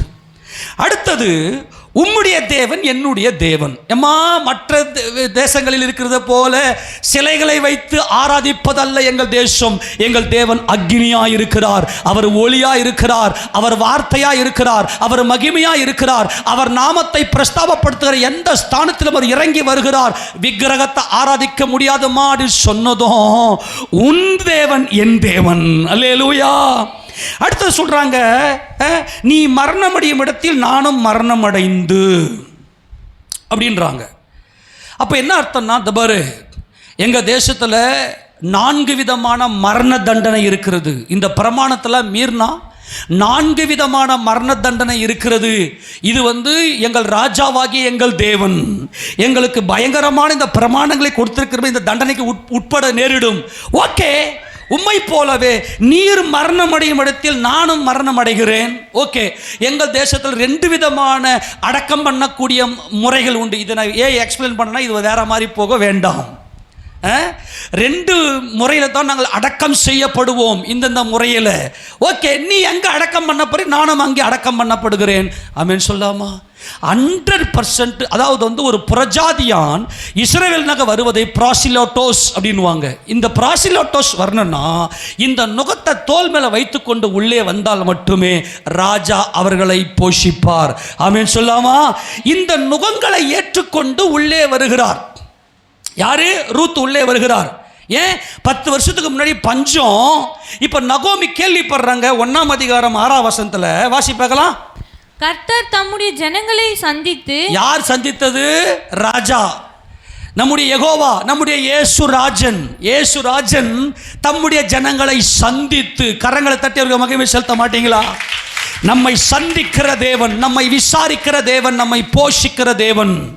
இப்போ பயங்கரமான ஒரு பஞ்ச காலம். கர்த்தர் தம்முடைய ஜனங்களை சந்தித்து அவர்களுக்கு ஆகாரம் அருளினார் என்று அவர்கள் மோவாப் தேசத்திலே கேள்விப்பட்டு தன் மருமக்களோட கூட மோவாப் தேசத்திலிருந்து திரும்பி வரும்படி எழுந்து. ஆமெனா? அப்போ இந்த அம்மாவுக்கு யார் சந்தித்தது? கர்த்தர் சந்தித்தார். எங்கள் ஆண்டவர் எங்களை சந்தித்து எங்கள் தேவைகளை அறிந்து எங்களை போஷித்து எங்களை பராமரிக்கிற கர்த்தராய் அவர் இருக்கிறார். ஆமெனா? அப்படியானால் தேவன் யாரை திருப்தியாக நடத்துகிறார், யாருடைய எல்லையில சமாதானத்தை கொடுக்கிறார் என்றால், யாரெல்லாம் அவருடைய நுகத்தை அவர் தோல் மேல வைத்திருக்கிறார்களோ, அவருடைய அன்பின் பிரமாணத்துக்கு, அவருடைய அன்புக்கு உட்பட்டு. ஆமென். இப்ப நாம் எல்லாரும் கூட நம்முடைய தோல் மேல நுகத்தை வைத்திருக்கிறோம். உலகத்தா மாதிரி இல்லை. காலையில் எழுந்துக்கிறோம். ஆமேனா? காலையில் எழுந்து அவர் சமூகத்துக்கு போகிறோம். அது நுகம்.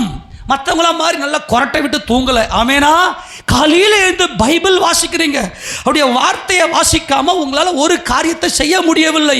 கர்த்தர் உங்களை திருப்தியாக்கி மீந்திருக்க செய்கிற தேவன். ஆமென்.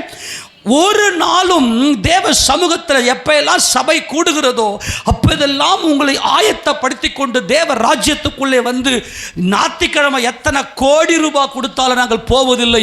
நாங்கள் எங்கள் தேவனுடைய அன்பின் பிரமாணத்துக்கு உட்பட்டு இருக்கிறோம். ஆமென் சொல்லுவோமா?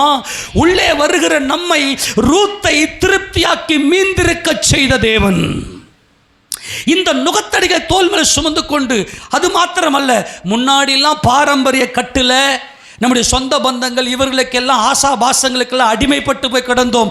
அதெல்லாம் தூக்கி எறிந்து விட்டு என் கர்த்தருக்கு எது பிடிக்கும், என் கர்த்தருக்கு எது பிடிக்காது என்று சொல்லி பிரமாணங்களை எடுத்து தோல் மேலே போட்டுக்கொண்டு பைபிள் சத்தியம் என்ன சொல்லுகிறது, சபையின் சட்ட திட்டங்களுக்கு உட்பட்டு அதையெல்லாம் தோல் மேலே வைத்திருக்கிற நீங்கள் தான் ரூத்.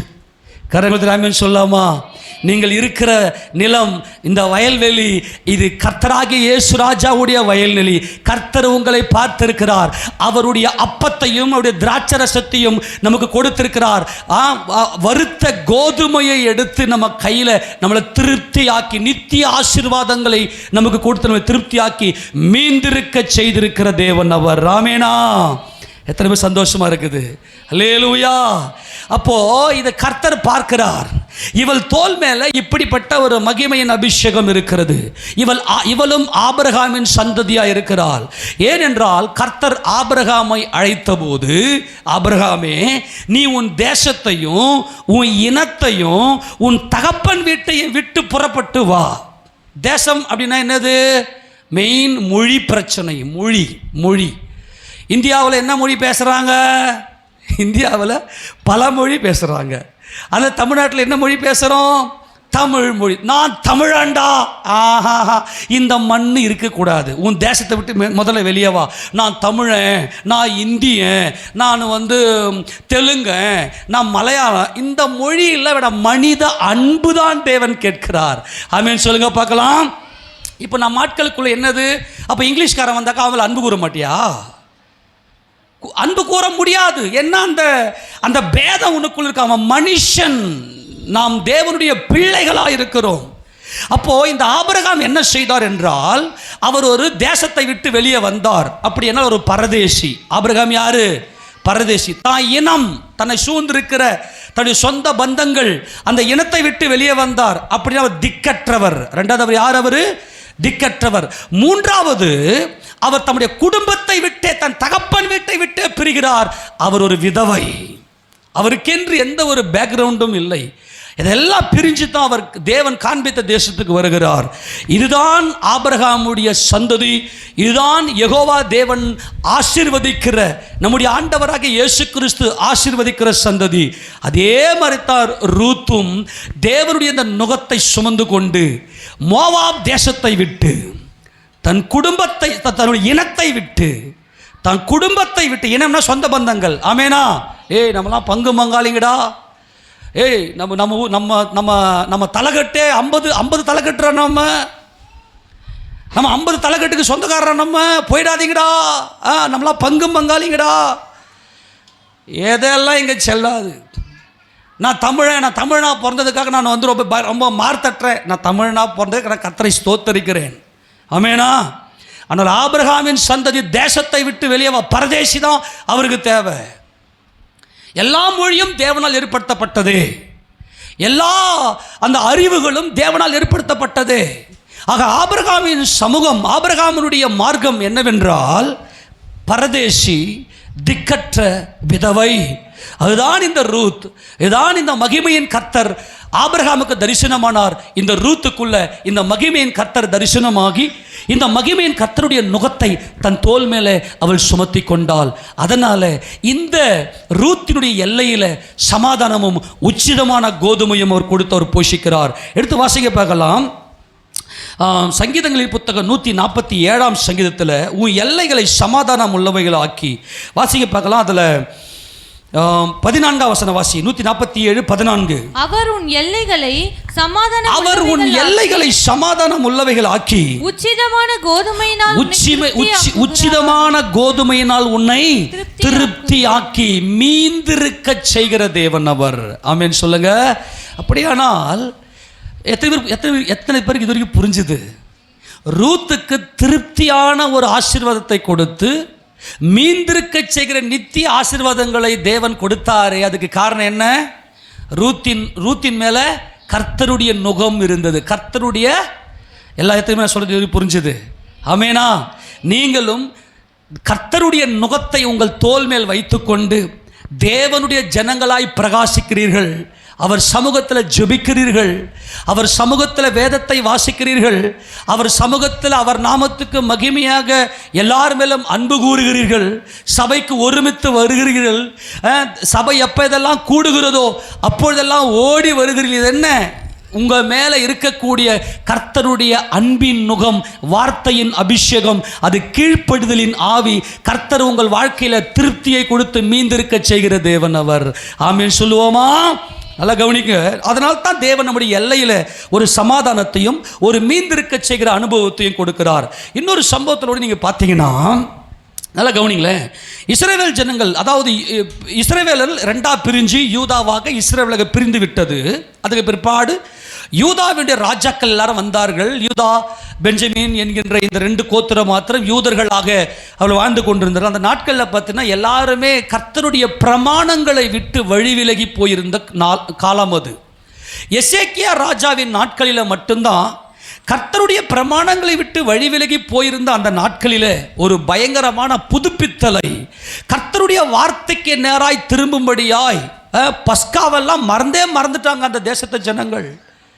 பஸ்கா பண்டிகை எல்லாம் மறந்துவிட்டு தங்களுடைய மனம் போன போக்கில் போய் கொண்டிருந்த அந்த நாட்களில் எசேக்கியா ராஜா வந்து தேவனுக்கு ஊழியம் செய்யக்கூடிய ஆசாரியர்களுக்கு என்னென்னலாம் கொடுக்கணுமோ, என்னென்னலாம் தசம பாகம் காணிக்கையெல்லாம் எப்படிலாம் கொடுக்கணுமோ அதையெல்லாம் கொடுத்து தேவனை மகிமைப்படுத்தும்படியாய், தேவனுக்கென்று பலி செலுத்தும்படியாய், தேவனுக்கு பலி செலுத்தி அவரை மகிமைப்படுத்தினால்தான், அவருடைய பிரமாணங்களின்படி தேவனுக்கு பலி செலுத்தி அவரை மகிமைப்படுத்தினால்தான் நாங்கள் எங்கள் தேசத்தில் திருப்தியாக இருப்போம் என்கின்ற உணர்வு இந்த எசேக்கியா ராஜாவுக்கு ஏற்பட்டு அவர் ஒரு காரியத்தை சொன்னார்.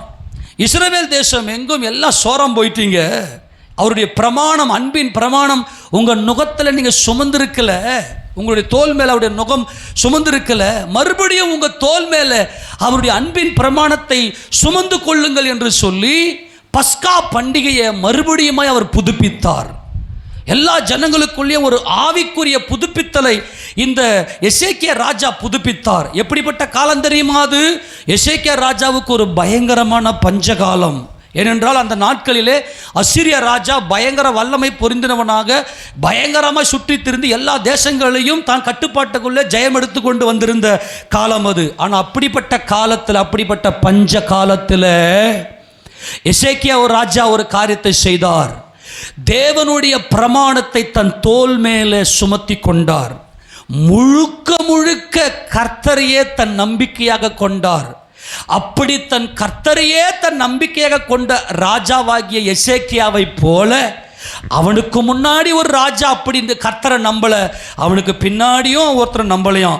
எடுத்து அந்த வசந்த வாசிங்க பார்க்கலாம். 2 ராஜாக்களின் புத்தகத்தில் இந்த எசேக்கியாவை குறித்து பேசும்போது 18வது அதிகாரத்தில் 18ஆம் அதிகாரத்தில் 5ஆம் வசனத்தை வாசிங்களேன். அவன் இஸ்ரவேலின் தேவனாகிய கர்த்தரின் மேல், யாரு? எசேக்கியா ராஜா.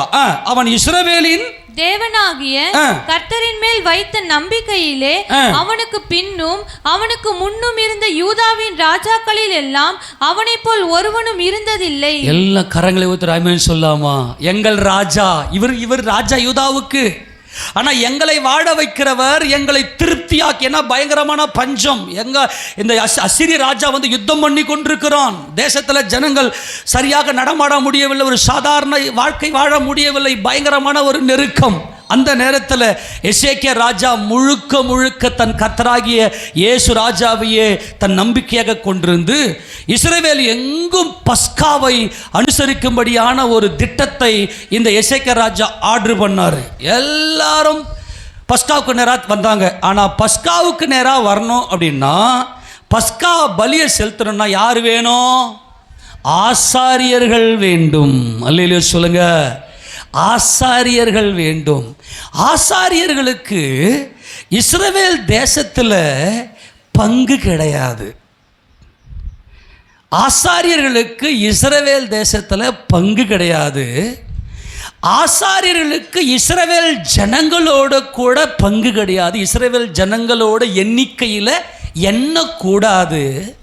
இந்த ஆசாரியர்கள் தன் குடும்பத்தில் யாராவது மரித்து போய்விட்டால் அவர்களுக்காக இவர்கள் வஸ்திரங்களை கிழித்து கொள்ளக்கூடாது, உடம்பை கீறி கொள்ளக்கூடாது, தாடியை சிரைக்கக்கூடாது, தங்கள் துக்கத்தை வெளிப்படுத்தக்கூடாது. அவர்கள் தேவனுக்கென்று வேறு பிரிக்கப்பட்டவர்கள். ஆமென் சொல்லாமா? நல்லா கொஞ்சம் கூடவே வாங்க. இந்த ஆசாரியர்கள் எப்படிப்பட்டவர்கள்னா, நல்லா கவனிக்கணும். ஆபிரகாமுடைய அந்த முழு முதற் சேஷ்ட புத்திரன் யார் என்றால் ஆசாரியன், லேவி கோத்திரத்தார். இந்த லேவி கோத்திரத்தாருக்கு சீட்டு போட்டு பங்கிட்டு கொடுக்கும்போது, தேசத்தை சுதந்திரத்துக் கொள்ளும் போது லேவி கோத்திரத்தாருக்கு சுதந்திரம் கிடையாது. ஆமெனா? லேவி கோத்திரம் கிடையாது, சுதந்திரம் கிடையாது. ரெண்டாவது, இவர்கள் தங்கள் ஜனங்களோடு கூட எண்ணப்படக்கூடாது. 12 கோத்திரத்தார கூட இவங்க எண்ணப்படக்கூடாது. என்னாகம புத்தகத்தில் இவங்க தனியாக எண்ணுவாங்க, வேறு பிரிக்கப்பட்டதை இவர்கள் தனியாக என்ன பண்ணுவாங்க. மூன்றாவது, தான் குடும்பத்திலே இவங்களுக்கு பங்கு கிடையாது. ஆக ஆபிரகாமுடைய அழைப்பு பூரணமாக யார் தலைமையில் இருக்குது என்றால் லேவியர்கள். ஆமெனா? யாரு? லேவியர்கள். அவர்கள் தான் பரதேசிகள். இஸ்ரவேல் தேசத்திலே அவர்கள் பரதேசிகள், அவர்கள் திக்கற்றவர்கள், அவர்கள் விதவைகள். ஆமெனா? அப்போ இவர்களுக்கான பங்கு யாரு அப்படின்னா கர்த்தரே அவருடைய பங்கு. ஒன்னா வசந்த வாசிக்க பார்க்கலாம். என்னாகமம் 18, என்னாகமம் 18ஆம் அதிகாரத்தில், என்னாகமம் 18ஆம் அதிகாரம் 20ஆம் வசனத்தை வாசிக்கலாம். என்னாகமம் 18:20 வாசிப்பாக்கலாம். பின்னும் கர்த்தர் ஆரோனை நோக்கி, அவர்களுடைய தேசத்தில் நீ ஒன்றையும் சுதந்தரித்துக் கொள்ள வேண்டாம், அவர்கள் நடுவே உனக்கு பங்கு உண்டாயிருக்கவும் வேண்டாம். 2 பாயிண்ட் வந்துச்சா? அவர்கள் தேசத்திலையும் பங்கு இல்லை, அவர்களோடு கூடவும் உனக்கு என்ன இல்லை? பங்கு இல்லை. இஸ்ரவேல் புத்திரர் நடுவில் நானே உன் பங்கும், நானே உன் பங்கும், உன் சுதந்திரமாய் இருக்கிறேன், நானே உன் சுதந்திரமாய் இருக்கிறேன். இதோ லேவியின் புத்திரர் ஆசரிப்பு கூடாரத்தின் பணிவிடை செய்கிற அவர்களுடைய வேலைக்காக இஸ்ரவேலருக்குள்ளவை எல்லாவற்றிலும் தசம பாகத்தை அவர்களுக்கு சுதந்திரமாக கொடுத்தேன். ஆமென் சொல்லுங்க பார்க்கலாம். அல்லேலூயா. நல்லா கவனிங்க. தசம பாகத்தை இவர்களுக்கு சுதந்திரமாக கொடுத்து, காணிக்கைகள் தசம பாகங்களையும் இந்த லேவியர்களுக்கு சுதந்திரமாக கொடுத்தார். ஆக இந்த எசேக்கியா ராஜா என்ன செய்தார் என்றால், முழு தேசத்துக்கும் பயங்கரமான பஞ்சம் இருக்கிறது. நல்ல கவனிங்க. ஏன் பஞ்ச காலத்தில் நம்மை திருப்தியாக்கி நமக்கு மீந்திருக்க செய்கிற நித்திய ஆசீர்வாதங்களை கொடுக்கிற தேவன் நம் தேவன்.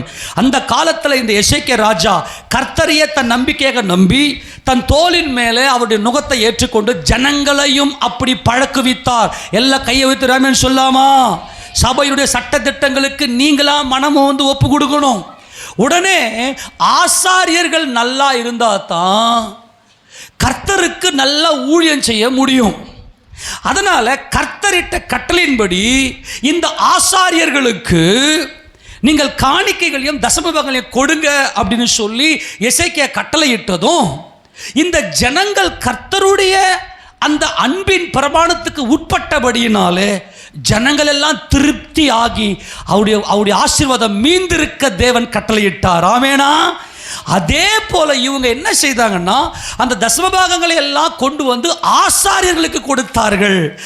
ஆசாரியர்களும் எப்படி அதை அனுபவிச்சாங்கன்னா, அதை திருப்தியாய் சாப்பிட்டு மீந்திருக்க செய்தார் நம்முடைய தேவன். ஆமென் சொல்லுங்க.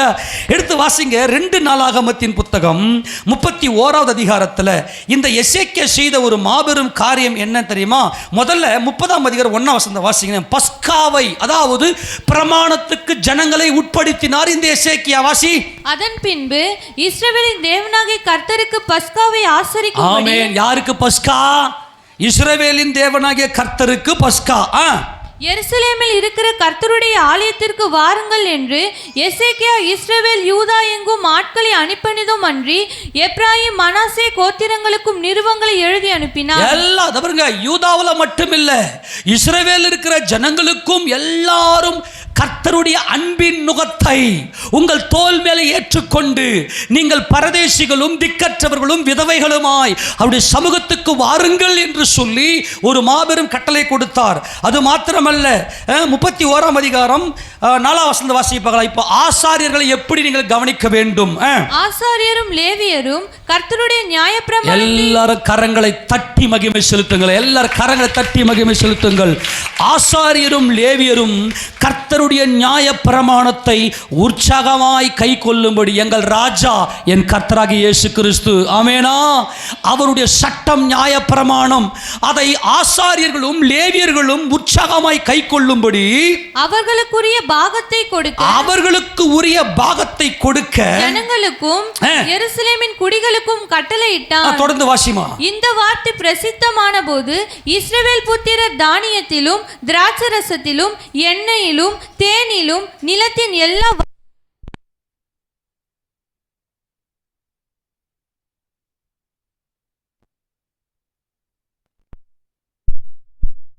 சரி வாசிமா. இந்த வார்த்தை பிரசித்தமான போது இஸ்ரவேல் புத்திரர் தானியத்திலும் திராட்சரசத்திலும் எண்ணெயிலும் தேனிலும் நிலத்தின் எல்லா வரத்திலும் முதற் பலன்களை திரளாக கொண்டு வந்து சகலத்திலும் தசமபாகத்தை பரிபூரணமாய் கொடுத்தார்கள். அல்லேலூயா. ஏனென்றால் இந்த இஸ்ரவேல் ஜனங்களுடைய தோளின் மேல இஸ்ரவேல் தேவனுடைய நியாயப்பிரமாணமாகிய அன்பின் பிரமாணத்தை எடுத்து நுகத்துக்கு உட்படுத்தினபடினாலே தேவன் அவர்களை திருப்தியாக்கி மீந்திருக்க செய்தார். ஆமெனா. பரிபூரணம் அவருடைய வாழ்க்கையிலே தேவன் கொடுத்தார். அவர் என்ன செய்தார்கள்? அவர்கள் நியாயப்பிரமாணத்தின்படியே தேவனுக்கு கொடுக்க வேண்டியவைகளை அவர்கள் கொடுத்தார்கள். ஆசாரியர்களும் அதை எப்படி அனுபவித்தார்கள்? வாசி 6ஆம் வசனத்தை தொடர்ந்து. யூதாவின் பட்டணங்களில் குடியிருந்த இஸ்ரவேல் புத்திரரும் யூதா புத்திரரும் மாடுகளிலும் ஆடுகளிலும் தசமபாகத்தையும் தங்கள் தேவனாகிய கர்த்தருக்கு பரிசுத்தம் பண்ணப்பட்டவைகளில் தசமபாகத்தையும் கொண்டு வந்து குவியலாக வைத்தார்கள். ஆமென் சொல்லுங்களேன். தேவனுடைய ஆலயத்தில் எவ்வளவு பெரிய ஒரு எழுப்புதல் அன்னைக்கு வரைக்கும். கவனிங்க எல்லாம் ஒரு ஆமென் சொல்லுங்க.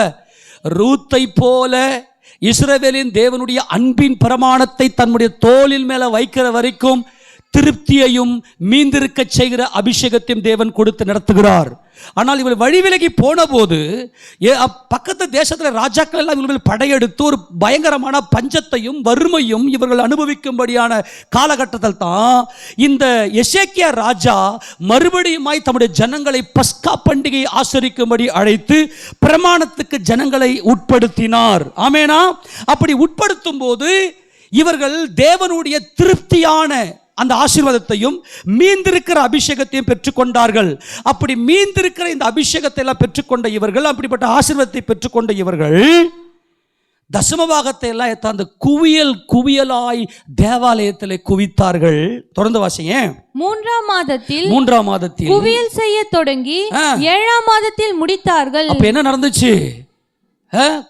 குவியலாய் 3ஆம் மாதம் 4ஆம் மாதம் 5ஆம் மாதம் 6ஆம் மாதம் 7ஆம் மாதம் 5 மாசமா அந்த குவியலாய் யாருக்கு கொடுக்குறாங்க? ஆசாரியர்களுக்கு கொடுக்கிறார்கள். பிரபுக்களும் வந்து அந்த குவியல்களை காணும்போது கர்த்தருக்கு ஸ்தோத்திரம் செலுத்தி அவருடைய ஜனமாக இஸ்ரவேலை புகழ்ந்தார்கள். எல்லாம் கையை வைத்திராமேன்னு சொல்லாமா? ஏன் புகழ்ந்தாங்க? நீங்க நம்முடைய தேவன் எப்படிப்பட்டவர் என்பதை அறிந்து கொண்டீர்கள். அவர் நம்மை திருப்தியாக்கி மீந்திருக்க செய்கிற தேவன். ஆமெனா. அப்போ அவருடைய அந்த மகிமைக்குள்ள வந்து விட்டீர்களே, அவருடைய பிரமாணத்தை உங்கள் தோள் மேல சுமத்தி கொண்டீர்களே என்று சொல்லி தொடர்ந்து வாசிங்களேன். அந்த குவியல்களை குறித்து எசேக்கியா ஆசாரியரையும் லேவியரையும் விசாரித்த போது சாதோக்கின் சந்ததியானாகிய அசரியா என்னும். ஆமென் ஆமென். எந்த சந்ததி? இதை நான் கொஞ்சம் நல்லா விளக்கப்படுத்துறேன். தொடர்ந்து வாசிங்களேன். வாசி. சாதோக்கின் சந்ததியாரானாகிய அசரியா என்னும் பிரதான ஆசாரியன் அவனை நோக்கி, இந்த காணிக்கையை கர்த்தருடைய ஆலயத்திற்கு கொண்டு வர தொடங்கினது முதல் நாங்கள் சாப்பிட்டு திருப்தி அடைந்தோம், இன்னும் மிச்சமும் இருக்கிறது. கர்த்தர் தம்முடைய ஜனத்தை ஆசீர்வதித்ததினால் இந்த திரட்சியான அம்பாரம் மீந்திருக்கிறது என்றான். கையை தட்டியருக்கு மகிழ்ச்சி செலுத்துங்களேன். நாங்கள் திருப்தியாகவும் இருக்கிறோம். இந்த வால்யூம் கொஞ்சம் ஏத்துறா. நாங்கள் திருப்தியாகவும் இருக்கிறோம், மீந்திருக்கிறது. ஆமென். காரணம் என்ன? என் தேவனுடைய நுகம் எங்கள் தோள் மேல் இருக்கிறது. ஆமென் சொல்லுங்களேன். எங்கள் தேவனுடைய நுகம் மெதுவாயும் லகுவாயும் இருக்கிறது. ஆமெனா. அவருடைய நுகம் அன்பின் நுகம். நல்லா கவனிங்க. இந்த சம்பவம் ரொம்ப முக்கியமானது. இந்த சாதோக்கின் சந்ததியானாகிய அசரியா என்னும் பிரதான ஆசாரியன் என்று கர்த்தருடைய வேதம் சொல்லுது. அப்படியே விட்டு ஓகே, அதை முடிக்க போறோம். நல்லா கவனிங்க. சாதோக்கின் சந்ததியானாகிய அசரியா. நல்லா கவனிங்க.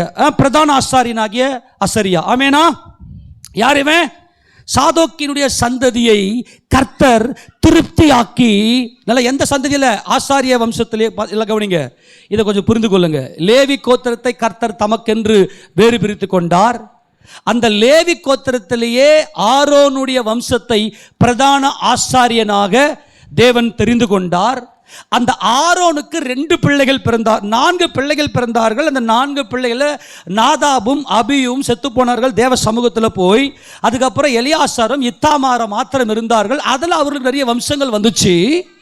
அந்த ஆரோனுடைய வம்சத்திலேயே எந்த வம்சத்தை கர்த்தர் தமக்கென்று வேறு பிரித்தெடுத்து என்னுடைய ஆசாரியன் என்று மார்த்தட்டுகிறார் என்றால் சாதோக்கினுடைய வம்சத்தார். ஆமென் சொல்லுங்க. இந்த இந்த இந்த கேட்டகரி இதனுடைய வம்சாவளி உங்களுக்கு நல்லா தெளிவாக தெரியணும். இஸ்ரவேலிலேயே பரதேசியும் திக்கற்றவனும் விதவையுமாக லேவியர்களை தெரிந்து கொண்டார். அந்த லேவியிலேயே ஆரோனை பிரதான ஆசாரியனாக தெரிந்து கொண்டார். அந்த ஆசாரிய வம்சத்திலேயே எலியாசருக்கு பிறந்த எலியாசருடைய வம்சத்தில் வந்த சாதோக்கை என்னுடைய ஆசாரியன் என்று மார்த்தட்டுகிறார். காரணம் என்ன அப்படின்னு சொன்னா, இந்த சாதோக்கு எப்ப வாழ்ந்தவர் என்றால் தாவீதுடைய ஆட்சி காலத்திலேயே 2 பிரதான ஆசாரியர் இருந்தார்கள்.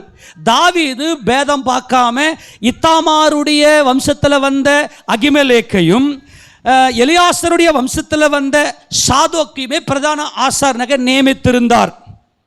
ஆனால் சாலமோன் ராஜாவுடைய நாட்களிலே இந்த அகிமெலேக்கு தாவீதுக்கு விரோதமாக எழும்பி தேவ சித்தத்துக்கு விரோதமாக செயல்பட்டபடியினாலே எல்லாரும் தேவனுடைய பிரமாணத்தை விட்டு வழி விலகி போகிற அந்த காலகட்டத்தில் இந்த சாதோக் மாத்திரம் கர்த்தருடைய பிரமாணங்களுக்கு உட்பட்டு கர்த்தருடைய அன்பின் பிரமாணத்தை தம் தோள் மேல சுமந்து கொண்டு கர்த்தருக்கென்று வைராக்கியம் பாராட்டி கர்த்தருடைய பரிசுத்த காவலை காத்தவர்தான் இந்த சாதோக். அதனால கர்த்தர் இந்த சாதோக்கை கொண்டுதான் சாலமோனை அபிஷேகம் பண்ணினார் ராஜாவாக. ஆமெனா? இதெல்லாம் நீங்க வேதத்தை நுணுக்கமா வாசித்ததான் புரியும். கவனிக்கிறீங்களா? தாவீதை அபிஷேகம் பண்ணது யாரு? சாமுவேல். சாலமோன் ராஜாவை அபிஷேகம் பண்ணது யாரு? சாதோக். சொல்லுங்க. அதெல்லாம் காட்டுறவங்க நேரம் யார் சொல்லுங்க? சாதோக். இந்த சாதோக் எப்படிப்பட்டவர்? இந்த சாதோக்கை குறித்து கர்த்தர் என்ன பிரமாணம் சொல்கிறார் என்றால், எடுத்து வாசிங்க. எசேக்கியேல் தீர்க்கதரிசியின் புத்தகம். எசேக்கியேல் தீர்க்கதரிசியின் புத்தகம் 48வது அதிகாரம் 48ஆம் அதிகாரம் 11ஆம் வசனத்தை வாசிங்க. ஏய், அது இல்லை, இது வாசி. இஸ்ரவேல் புத்திரர் வழித்தப்பி போகையில் லேவியர் வழித்தப்பி போனது போல. இஸ்ரவேல் புத்திரர்லாம் என்ன பண்ணாங்க? வழி தப்பி போனாங்க. ஆண்டவருடைய அன்பின் பிரமாணம் அவர்கள் தோல் மேல இல்லை, மல்யுத்தம் இல்லை, மாம்சத்தோடு யுத்தம் பண்ணி கர்த்தருடைய பிரமாணத்துக்கு உட்பட்டிருக்கிற அனுபவம் இல்லாமல் இஸ்ரவேல் புத்திரர் எல்லாரும் வழி தப்பி போகையில் லேவியர் வழி தப்பி போனது போல. லேவியரும் வழி தப்பி போனாங்க. ஆனால் வழி தப்பி போகாமல் என் காவலை காத்து. லேவியர் வழி தப்பி போனது போல வழி தப்பி போகாமல் என் காவலை, யாம் பரிசுத்தத்தை கரங்களை தட்டி மகிமை செலுத்துங்களேன். நான் பரிசுத்த ராஜா, நானே இஸ்ரவேலே கேள், உன் தேவனாகிய கர்த்தர் ஒருவரே கர்த்தர் என்று சொல்லி என் பரிசுத்த காவலை காத்துக்கொண்ட சாதோக்கின் புத்திரராகிய பரிசுத்தமாக்கப்பட்ட கரங்களை தட்டுகளே, பரிசுத்தமாக்கப்பட்ட ஆசாரியர்களுக்கே உரியது. அல்லேலூயா. அதனால தான் எசேக்கியா ராஜாவின் நாட்களிலே இந்த ஆசாரிய பிரதான ஆசாரியனாகிய சாதோக்கினுடைய குமாரனாகிய அசரியா அங்கே சொல்றாரு, நாங்கள் திருப்தி அடைந்து மீந்திருக்கிறோம். ஆமெனா? யாரெல்லாம் வழி தப்பி போகாமல் கர்த்தருடைய பிரமாணங்களுக்கு உட்பட்டு சபையில் இருக்கக்கூடிய வேலைகள் நான் ஒரு தனியால செய்ய முடியாது. என்ன, இது என்னுடையது அல்ல ஊழியம், என் கர்த்தருடையது ஊழியம். ஆனால் சபையில் இருக்கக்கூடிய ஒவ்வொரு ஊழியத்திலையும் உங்கள் தோலை கொண்டு வந்து உங்களை சாய்த்து கொண்டு நீங்களே இறங்கி வேலை செஞ்சு கர்த்தருடைய ஆராதனை நடக்கணும்னு சொல்லி ஒவ்வொரு வேலையும் பங்கெடுக்கிற உங்கள் தலை மேலே திருப்தியான ஆசீர்வாதம், மீந்திருக்கிற ஆசீர்வாதம் கர்த்தர் கொடுத்து இதற்கான பிரதிபலனை உங்களுக்கு பரிபூர்ணமாய் கொடுக்க அவர் வல்லமை உடையவராக இருக்கிறார். ஆமேனா? ஆமீன் சொல்லாமா? இப்போ நானே எல்லாத்தையும் இந்த பிஏ சிஸ்டம் எல்லாம் ரெடி பண்ணிக்கின்னு அப்புறம் பாயெல்லாம் போட்டுக்கின்னு பெருக்கிக்கின்னு அப்புறம் சாப்பாடெல்லாம் செஞ்சுக்கின்னு அப்புறம் இதெல்லாம் முடியுமா? இந்த நுகத்துக்கு உட்படும்படியாய் உள்ளே வந்து இந்த பிரமாணத்துக்கு உட்பட்டு என் தேவ ராஜ்யம் நடக்க வேண்டும் என்று சொல்கிற நீங்களே அந்த ஆசாரியர்கள். ஆமேனா? அதனால தான் சாதோக்கியுடைய வம்சத்தை கர்த்தர் ஆசீர்வதித்து பரிசுத்தமாக்கப்பட்ட ஆசாரிய கூட்டம் இவர்கள் திருப்தி அடைந்து மீந்திருக்க அபிஷேகத்தை மீந்திருக்க செய்கிற ஆசீர்வாதத்தை நான் கட்டளையிடுகிறேன் என்று சொல்லி கட்டளையிட்டார் ஆண்டவர்.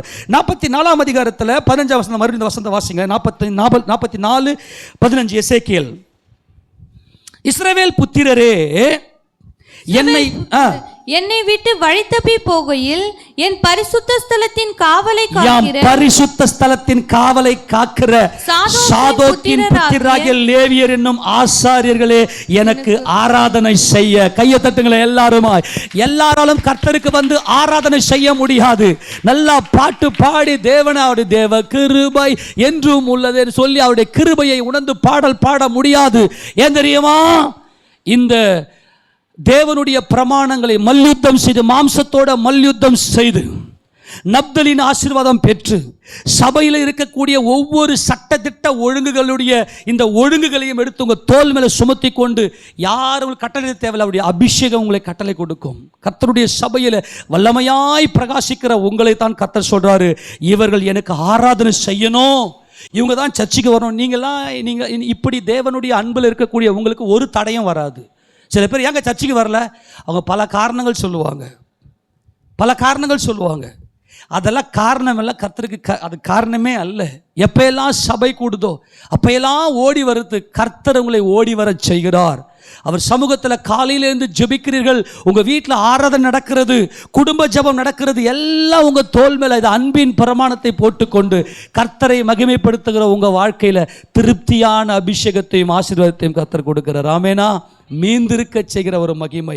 இந்த சாதோக்கினுடைய வம்சத்தார் பரிசுத்தமாக்கப்பட்டவர்கள், இவர்கள் தான் ஆசிரியர் எனக்கு ஆராதனை செய்ய என் சமீபத்தில் சேர்ந்து நினத்தையும் இரத்தத்தையும் எனக்கு செலுத்த என் சந்நிதியில் நிற்பல் என்று கர்த்தராகிய ஆண்டவர் சொல்லுகிறார். இவர்கள் என் பரிசுத்த ஸ்தலத்துக்குள் பிரவேசிப்பார்கள். எவ்வளவு பெரிய மகிமை! அல்லேலூயா! இவர்கள் மகா பரிசுத்த ஸ்தலத்திலே பிரவேசித்து தேவனை முகமுகமாய் தரிசிக்க கூட்டம். காரணம், இவர்கள் தோல் மேல ரூத்தை போல நுகத்தை சுமத்தி கொண்டவர்கள். ஆமேனா? தன் தேசத்தையும் தன் இனத்தையும் தன் தகப்பன் வீட்டையும் மறந்துவிட்டு கர்த்தருடைய பிரமாணத்தை தன் தோல் மேல சுமத்தி கொண்டு எல்லாரும் வழி விலகி போனாலும் என் கர்த்தரை நான் ஆராதிக்க போவேன். அல்லேலூயா! என் கர்த்தருக்கு சாட்சியாய் நான் வாழ்வேன். ஆமென். நான் வேலை செய்கிற ஸ்தலத்தில் என் கர்த்தருடைய அன்பின் பிரமாணத்தை வெளிப்படுத்துவேன். என்னுடைய வீட்டில், என் குடும்பத்தில், என்னுடைய கிராமத்தில் நான் எங்கெங்கெல்லாம் இருக்கிறேனோ அங்கேயும் என் கர்த்தருடைய பிரமாணத்தை நான் நிறைவேற்றுவேன் என்று சொல்லி கர்த்தருக்கு சாட்சியாய் வாழ்கிற ஜனமே, கர்த்தர் கொடுக்கிற வாக்குத்தத்தம், இவர்கள் என் பரிசுத்த ஸ்தலத்துக்குள் பிரவேசிப்பார்கள். ஆமெனா? தம்முடைய மாம்சமாக திரையின் வழியாய் புதிதும் ஜீவனுமான மார்க்கத்தை உண்டாக்கி தேவனை முகமுகமாய் சந்திக்கும்படியாய் தரிசிக்கும்படியாய் கர்த்தர் நம்மை அழைத்திருக்கிறாரே. இந்த அன்பின் பரிசுத்த ஸ்தலத்துக்குள்ளே பிரவேசித்து இவர்களே எனக்கு ஆராதனை செய்ய என் பலிபீடத்தை கிட்ட வந்து என் காவலை காப்பார்கள். எந்த இடத்துல இருந்தாலும் உங்க மாம்சத்துக்கு நீங்க இடம் கொடுக்காம உங்க மாம்சத்தோட மல்யுத்தம் செய்து, இவர்கள் கிறிஸ்தவர்கள், இவர்களுக்குள்ள கிறிஸ்து இருக்கிறார். எத்தனை பேர் அப்படி சாட்சியா வாழ்றீங்க? ஆமெனா? உங்க தலைமை, உங்க நுகத்துல, உங்க தோல் மேல அவர் நுகம் இருக்கிறது. ஏன் பரிசுத்த காவலை நீங்கள் காக்கிறீர்கள். கோபப்பட வேண்டிய இடம், நீங்க நியாயமானபடி கோபப்படணும், ஆனால் கோபப்படலை. நீங்கள் சண்டை போடணும், ஆனால் சண்டை போடலை. அன்பின் பிரமாணத்தில் எல்லாவற்றையும் பாதுகாத்து செயல்படுத்துகிற உங்களை சொல்கிறாரு, இவங்க தான் என் பரிசுத்த காவலை காப்பார்கள் என்று கர்த்தர் சொல்லுகிறார். ஆமென். ஆக எங்கே எல்லாம் அவருடைய அன்பு, அவரையே நம்பி ரூத்தம்மா வேற யாரையுமே நம்பல, தான் சொந்த தேசத்தை நம்பல, தான் தகப்பன் வீட்டை நம்பல, தன்னுடைய குடும்பத்தை நம்பல, என் கர்த்தரே என்னை வாழ வைக்கிறேன்னு சொல்லி அவரையே நம்பி நுகத்தை தோல் மேல சுமத்தி கொண்டாலே அங்கே திருப்தியாக்கி மீதம் எடுக்க செய்கிற தேவன். ஆமெனா? அதே தான் இந்த சாதோக்கியுடைய வம்சத்தார். இஸ்ரவேலே வழி தப்பி போச்சு, லேவி கோத்திரம் கூட வழி தப்பி போச்சு, அவருக்கென்று வேறு பிரிந்த லேவி கோத்திரம் கூட வழி தப்பி போயிருச்சு. ஆனால் சாதோக்கின் வம்சத்தார் அவருடைய நுகத்தை தங்கள் தோல் மேல போட்டுக்கொண்டு பரிசுத்த காவலை, அவருடைய நாமத்தை மகிமைப்படுத்தினார்களே, பரிசுத்த காவலை காத்தார்களே, அவர்களை தான் திருப்தி அடைய செய்து மீந்திருக்க செய்தார் எசேக்கியா ராஜாவினுடைய நாட்களிலே. ஆமெனா? இயேசு ராஜா வாழ்ந்த நாட்களிலே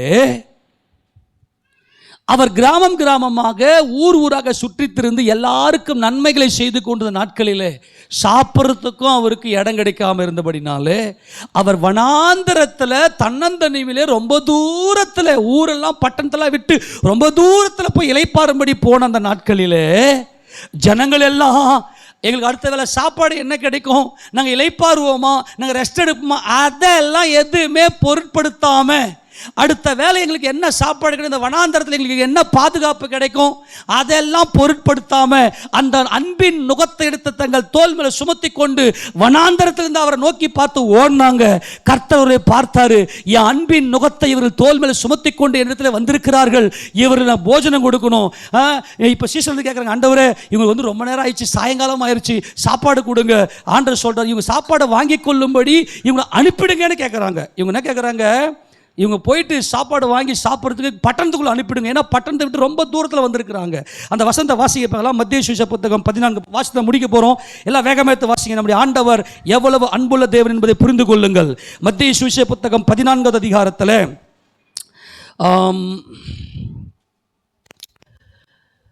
13வது வசனத்தை வாசிப்பாங்களா? இயேசு அதை கேட்டு அவ்விடம் விட்டு படவில் ஏறி வனாந்தரமான ஒரு இடத்துக்கு தனியே போனார்.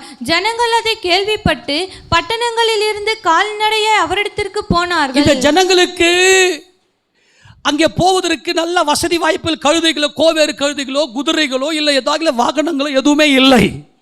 ஆனால் இவர்கள் கர்த்தராகிய இயேசு கிறிஸ்துவினுடைய அன்பின் பிரமாணத்தை தங்கள் தோல் மேலே சுமத்தி கொண்டபடியினால், அந்த நுகத்தை சுமத்தி கொண்டபடினாலே கால்நடையாய், எல்லாரும் சொல்லுங்களேன், கால்நடையாய் அவர் சமூகத்துக்கு ஓடி அங்கே நிற்கிறாங்க.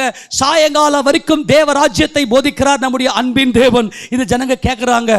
கேட்டதுமே சீசலமே சொல்கிறாங்க, ஆண்டவரே ரொம்ப நேரம் ஆயிடுச்சுப்பா, இவங்களுக்கு ரொம்ப பசியாகிறாங்க, வெயிலில் கால்களுக்கு நடந்து ஓடி வந்திருக்கிறாங்க, பாவாண்டவனே மனதுருகி பேசுகிறாங்க. நம்ம ஆண்டவரன் சொல்லிட்டாரு, நீங்களே இவங்களுக்கு போஜனத்தை கொடுங்கன்னு. நல்லா கவனிங்க அந்த சம்பவத்தில். அப்போது யாருமே சாப்பாடு வச்சிடல ஆண்டவர், எந்த போஜனமும் எங்கள் கிட்ட இல்லை ஆண்டவர்னு சொல்லும்போது அந்திரேயா மட்டும் போய் ஒரு சம்பவத்தை சொல்கிறாரு. ஆண்டவரே, இங்கே ஒரு பையன் 2 வார்கோதுமை அப்பத்தையும் 5 வார்கோதுமை அப்பத்தையும் 5 அப்பம் 2 மீனை வச்சிருக்கிறான். 5 வார்கோதுமை அப்போ 2 மீனை வச்சுங்கிறான்னு போயிட்டு ரகசியமாக போய் காதை போய் அப்படியே கிசுகிசுத்ததும் அதை வாங்கிட்டார் ஆண்டவர். ஆமேனா? எல்லாரும் ஒரு எந்த ஒரு ஆயத்தமும் இல்லாமல் திடீர்னு வந்தாங்க. ஒருவேளை இந்த பையன் சின்ன பையனாக இருந்திருப்பான் போல், பசி தாங்க மாட்டான் போல் இருக்குது. அவங்க அம்மா அவங்க அப்பா கூட கூட்டின்னு வரும்போது இவனுக்காக அதை கொடுத்து கையில் குத்து வச்சுக்கிடான்னு சொல்லிட்டு குத்துட்டு இருப்பாங்க போல் இருக்குது. அதான் மட்டும்தான் இவங்க மோப்பம் முடிச்சாங்க. எங்கேயோ வாசனை வருது. இப்போ மீன் வறுத்தா நல்லா ஸ்மெல்லு போகுமா இல்லையா? மீன் ஸ்மெல் ரொம்ப அருமையாக இருக்குமா இல்லையா? ஆமேனா? அந்திரேயா மூக்கு சூப்பர் மூக்கு. எடுத்து வாசிக்கிறது சம்பவம் நல்லாயிருக்கும். எங்கே தெரியுமா? யோவான் திருப்பிங்க 6ஆம் அதிகாரம், நல்லாயிருக்கும் அந்த சம்பவம். எடுத்து வாசி. யோவான் 6ஆம் அதிகாரம். யோவான் 6ஆம் அதிகாரத்தில் நமக்கு எங்கே தெரியுமா வாசிக்கணும்? 8 வாசியே.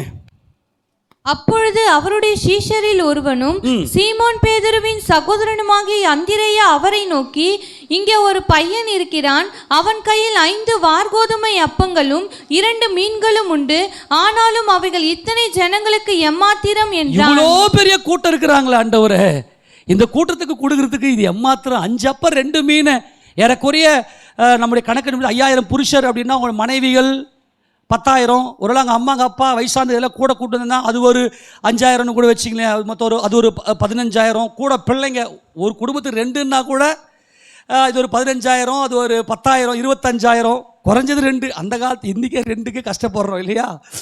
2 இல்லை, இன்னும் பெற்றுக்கிறோம், நிறைய பேர் பெற்றுக்கிறாங்க இல்லையா? அந்த நாட்டில் கணக்கே கிடையாது. அப்போ எத்தனை பிள்ளைங்க கூட வந்தாங்க? நம்முடைய கணக்கு என்பது யாருக்கும் 30,000 இருந்திருக்கணும். ஆமேனா?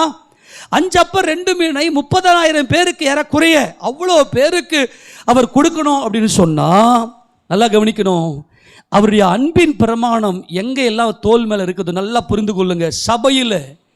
சபையில் நீ ஒரு அங்கமாய் இந்த சபையின் சட்டத்திட்டங்கள், இயேசு கிறிஸ்துடைய அன்பின் பிரமாணங்கள், அவருடைய வார்த்தை உன் தோல் மேலே இருந்துக்குன்னு கண்ணை மூடிக்குன்னு உன்னையே மீறி ஆட்டோமேட்டிக்காக இந்த உபதேசங்களை ஒப்பு கொடுப்பேன்னா தானா அவருடைய அந்த திருப்தி ஆக்குகிற அபிஷேகமும் உனக்கு மீந்திருக்க செய்கிற ஆசீர்வாதத்தையும் நித்திய ஆசீர்வாதத்தையும் அவர் நம்முடைய தலைமையில சுமர பண்ணுகிற தேவன்.